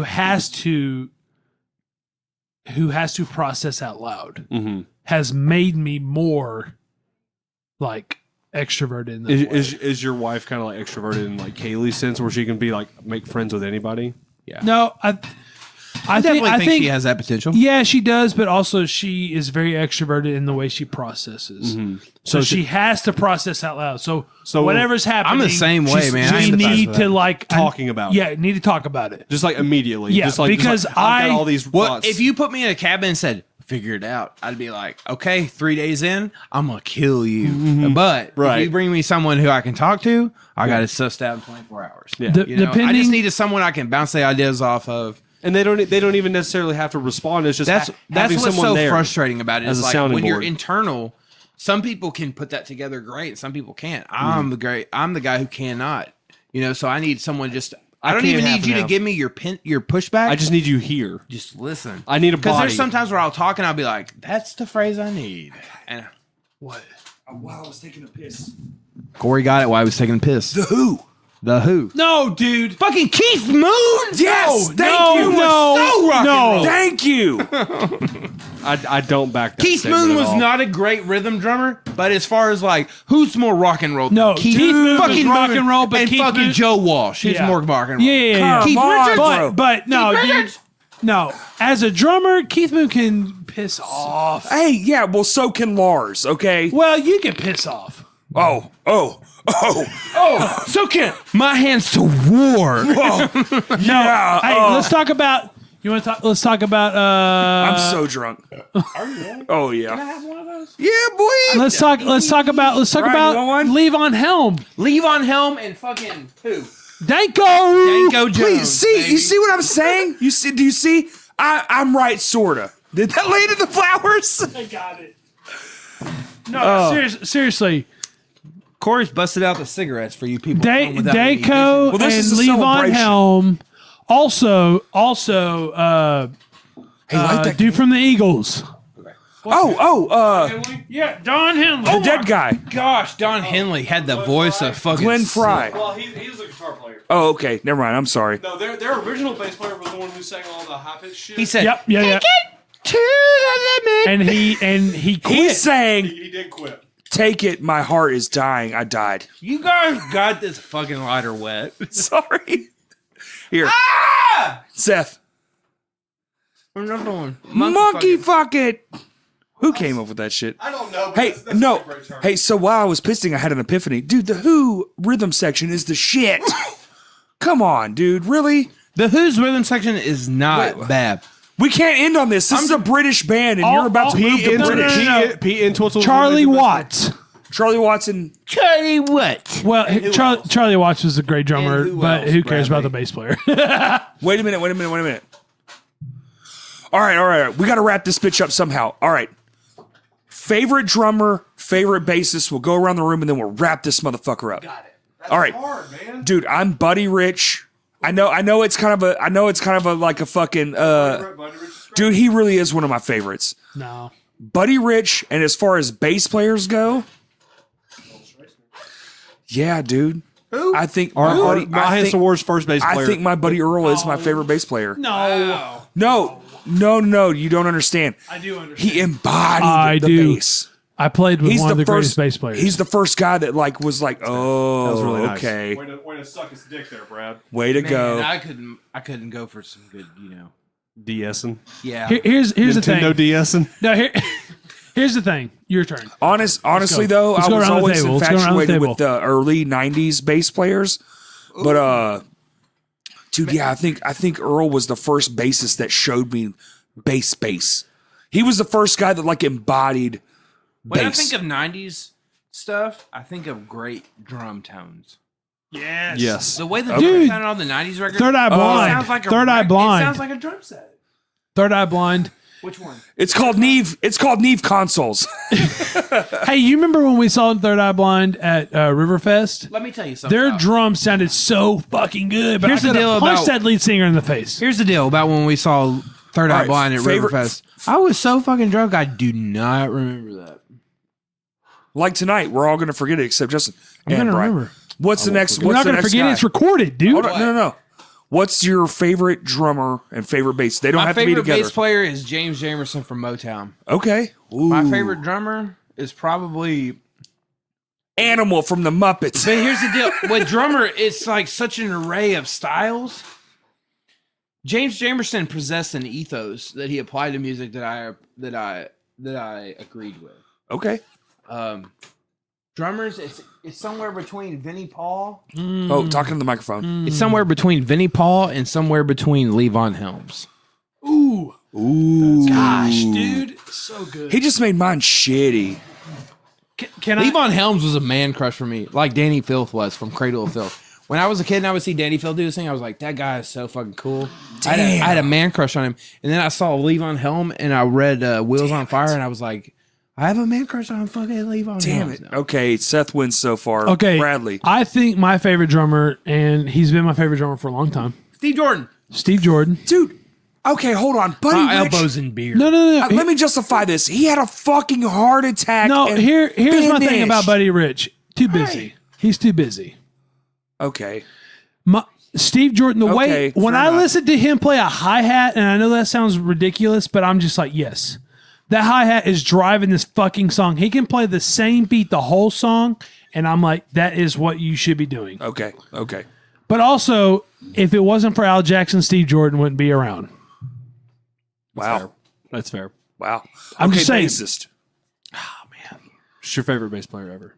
I'll probably have to say the dude from Rage Against the Machine. Wow. Tim Comerford. That's a good answer. So that rhythm section really is how I would want to, like, every time I listen to like Audio Slave, Well, have you got into Fever 333? no. What in Dude. the hell is that? No, man. Hey. Hold on. hey, Let me tell you. Hold on. Don't shit on it, man. Tim Comerford and Brad Wilkes is probably one of the greatest rhythm sections of our time. Like Man, they okay. are so fucking tight, and they just do their thing. I agree. You're Now, selling it. like as far as like the greatest drummer and the greatest bass player, like of all time, probably not. But like John Bonham's second to me. I do love John Bonham, and I do love Just because John Paul Jones. I embody his heavy spirit. Yeah. Like just hit the drum. Like you know what, dude? That drum could be fucking out of tune as fuck, but I'm gonna hit it so hard it's back in tune. I'm gonna scare it into tune. You know what I'm saying? If I could take John Bonham, if I could take John Bonham and Al Jackson and make them one drummer, I would want to be that drummer. That's fair. Damn. Man, when I would listen to Stags and I would hear Alan Jackson just doing that. Like even those simple beats, he would just make it pocket. Right. You know? Yeah. Al Jackson, seriously, man. Okay. One of the greatest drummers. Man, maybe and my that's favorite- how I would want to, like, if I could be. As much as a metal guy as I am, maybe Otis Redding is my favorite male vocalist. Ooh, yes. And all the guys from Sax that he had backing him, gold. Steve Cropper, Al Jackson, Doug Dunn, all those guys from the Marquise. Yeah. Great. Y'all are saying a bunch of shit that I am not going to be able to All live right, up to. Justin. In my sense, I have two favorite bass players. It is Lars, right? Wasn't he your favorite drummer? My favorite from drummer? Lars? Fuck no. Okay. No, my favorite drummer of all time is John Carell from Number 12 Looks Like You. Wow, dude, can I tell you something? I saw that band play one time in Memphis 2005. I went to watch, and this is the entire reason that Corey and I are best friends. Thursday. That's right. One time good. we played at the Village with Unearth, and Corey walked up and he had just got this tattoo, and I didn't know who Corey was from fucking Dick Cheney. Dude, no, literally. He goes, Cheney. no, I'll never Great forget- movie, Hey, Vice. Wait, Let him tell great the movie, story, Vice. guys. Brad, shut the fuck up. He goes, hey, is that a Thursday tattoo? I go, yeah. He goes, Let's be best friends. He goes, we're best friends. And I was like, cool, yeah, we're best friends. We've literally been like Yeah, the best of friends Since ever then. fucking There's since. never been anything in between Corey and I that we couldn't work through. I'll never forget it. We were on the steps at the Village, and you go, because it was peeking out. I knew. I was like, that's a war all the time era Yeah. tattoo. He goes- and that's a great. Yeah. But record. hey, you remember when I first I met knew Corey you? was going to be a lifer. Remember where it was? Hold on. Come on, dude. Come on. We were talking about it earlier. I don't. Corey. Don Juan's, dude. It was Don Juan's with Seth. Yeah, the original Don Juan. original Shout out to Don Don Juan's. Juan's with the crack cocaine. Oh, cheese dip. Can we just reminisce for a second? Yeah. Okay, Can here's I the finish deal. my thing first? Yeah, please? go ahead, man. Okay. You suck. I'm gonna hold my John reminisce. Carell's my favorite drummer just Okay. because he makes the most complicated, like, he's one of those dudes that in like an instructional video, he's talking about like separating your quadricep muscles to do flutterfoot. I don't know what that means. It's like insane style double. Oh, bass. double foot. yeah. Double foot. Wait, That's wait, what I he- call it. he- Double heel toe. Yeah. Yeah, Heel but toe. he's actually separating the quadricep muscles in his legs to make to where he can do. Wait, what band? He drummed for the Number 12. He's the dude who did that. He played with Horse the Band that one show where they're doing the. He's the guy that symbol. showed me double foot Yeah, this. on stage. I came up to him afterwards when we were unloading. He was like, "Oh, this is the technique I'm using." Oh, when you saw Number 12. Yes. Okay.